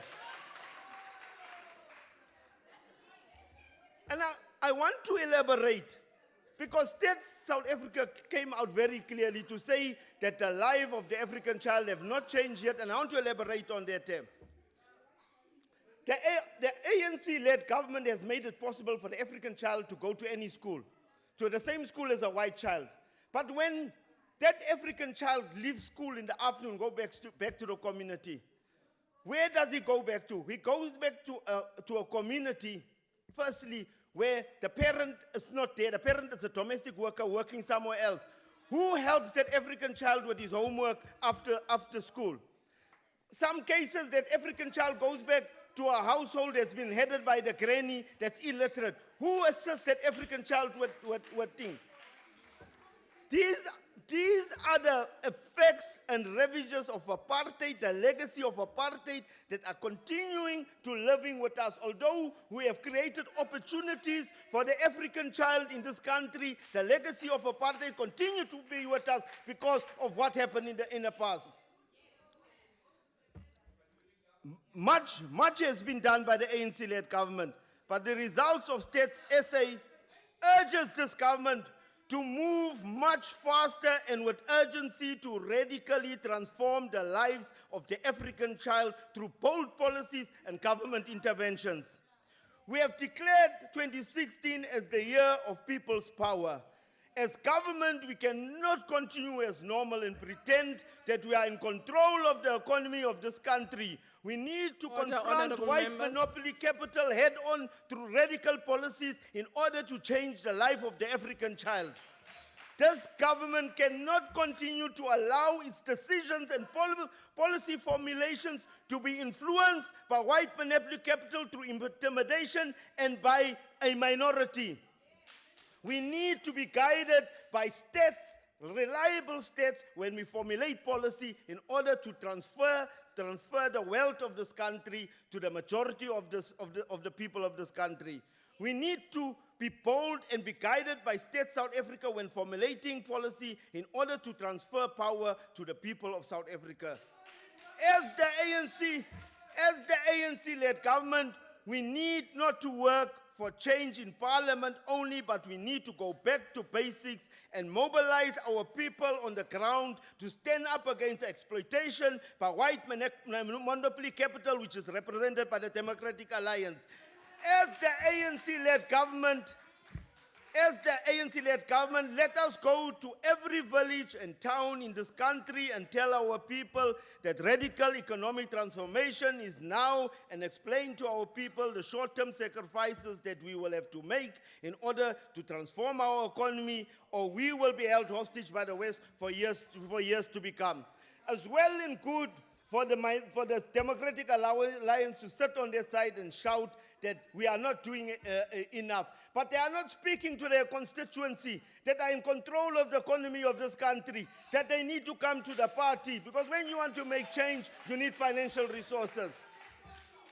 Instead, they are telling our people out there in South Africa, they are telling the African youth, the African child there in South Africa, they are telling them, vote for us. They're actually telling the African child, vote for the people that are controlling the economy, or vote for the people that are sitting in possession of your land. We cannot allow the Democratic Alliance to mislead our people. We cannot allow the Order. Honorable members. Honorable members, can we please not drown the speaker on the podium? Order. Order. Honorable member, you can We cannot allow the Democratic Alliance to sit here and mislead our people and shout at State South Africa. Honorable members, honorable person, what's the point of order? Chairperson, the rules of Order, the National honorable Assembly members. says that whatever he debates must be That's relevant not to the point of topic, and order. that's Can not you please relevant take your here. seat? Honorable member, Irrelevant proceed. stuff. This wannabe. this wannabe leader of local government is wasting my time. He's wasting my time. We need to be serious. When we look at States SA speaking about the African child, the effects that the apartheid had on the life of the African child, that the life of the African child has not yet been transformed. And when they speak about the African child, they speak about the African youth, and they speak about the colored youth. And we know what the Democratic Alliance is doing to the colored youth in the Western Cape. We know how they are living in gang-infested communities, where there's hardly any services, where the streets are filthy, where the refuge are not being collected, when they're only collected in the white areas, in the white DA areas. We must speak to we must inform. Order. As the ANC-led government, we need to inform our African youth that they cannot vote for people who is in possession of our land. They cannot vote for people who is in possession of our economy. That does not want to come to the party, to government, to transform society in this country. Yes. Order, honorable member. Can we please not drown the speaker? See the truth. You see the truth hurts. The truth hurts. The truth hurts. The moment you speak the truth, then the people on that side, the Democratic Alliance, they want to make noise, they want to scream because the truth hurts. But forget. Nelson Mandela Metro Pay, we're going to win it. Gauteng, we're going to win it. Forget. Our black people. Honorable members, can we please not drown the speaker? And honorable member, can I also ask you to please focus on the debate? Madam Chair, I'm focusing on the debate. States SA spoke about the life of the African child. That has not been radically transformed. And we are looking at the reasons why it's not been radically transformed. We are looking at the people sitting on that side that want to scream and make noises. So, our people is very clear. Our people know where we come from. Our people know the contributions that the African National Congress has made in transforming their lives. We have transformed the lives of South Africans, and our people are very, very clear. And our people will not be misled and be fooled by the shouts and the howls and the screams by the people on that side there. Our people knows that the only hope for South Africa is the African National Congress. The African youth and the colored youth knows that the only hope for them in this country is the African National Congress. Let me just get to the red overalls there that say that they're going to win local government. They're going to win local government and they are going to deliver. They're going to win local government, they're going to deliver. Anyway, that's a dream. But let's just say they want to win local government elections. They have delivered in KwaZulu-Natal. They have delivered one house. And the moment Malema's car drove out of KwaZulu-Natal, the house fell down and collapsed. That is the delivery they have done. Order, honorable member, what's the point of order? Point of order. Chairperson, EFF is not in government. You must not blame Honorable his member, failures that's not as a the point of ANC order. on EFF. Can you please take your seat? ANC has failed people in KZN. Order. Honorable member, EFF can you is please not in proceed? government. You must not do that.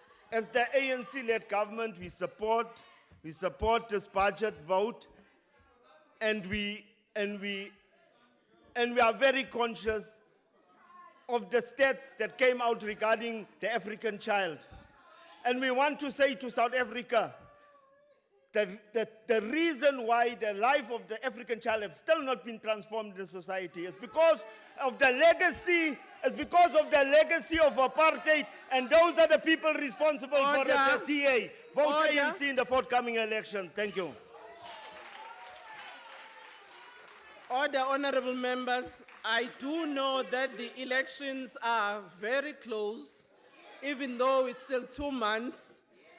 So while we do the campaigning, I'm sure we will do that nicely when the time nears. Honorable members, earlier there was a point of order raised. Unfortunately, that wasn't a point of order. It was contesting the information given. Without the speaker of the honorable member of the EFF, one could not, at this given time, validate whether the information was correct or not correct. And therefore, I want to say, from the table in our consultation, that was really a contestation of information as opposed to a point of order. I will now ask the minister to conclude the debate. Thank you, Chairperson and honorable members, and thank the members for contributing to this debate. And it is very clear that from all sides, we support Vote 12 States SA, for which I thank you. Just 5 quick points. Yes, you do. Order, Honorable Paulson.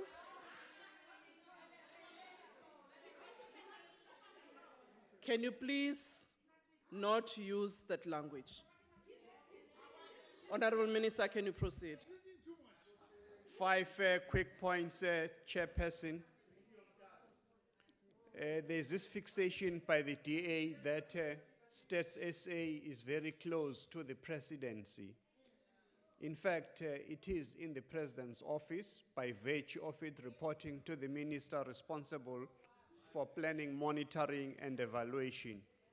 So if members of the DA have not read the Constitution, I would gladly give them free advice to read Chapter 5 of the Constitution, which clearly stipulates that the executive authority of the Republic vests in the President, and he exercises that with members of cabinet. So there's nothing irregular by it being located where it is at DPME. Point number 2, there's been, as we know, that the ANC government has taken education as one of its apex priorities. States SA also takes skills development to the highest level. States SA, together with the University of Stellenbosch, have opened a center a few years ago for regional and urban innovation and statistical exploration to equip staff who have already obtained doctoral and master's degree. So that's what skills development means in practice, and States SA does that. Point number 3, the points that the Honorable Mabe highlighted on the use of technology by States SA. Just to amplify the point, the community survey that was done by States SA in 2007 covered about 298,000 households compared to what is happening in 2016, where we're going to be covering about 1.3 million households. The difference is that in 2007, covering 298,000 people, we spent about 695 million rand. And in 2016, covering 1.3 million households, we're spending 507 million rand, which means that technology works and States SA delivers value for money. Lastly, on that point, in 2007, it took about 6 months for States SA to release the result of that survey. This year, the results will be released within 2 months of the conclusion of the community survey. And again, value for money.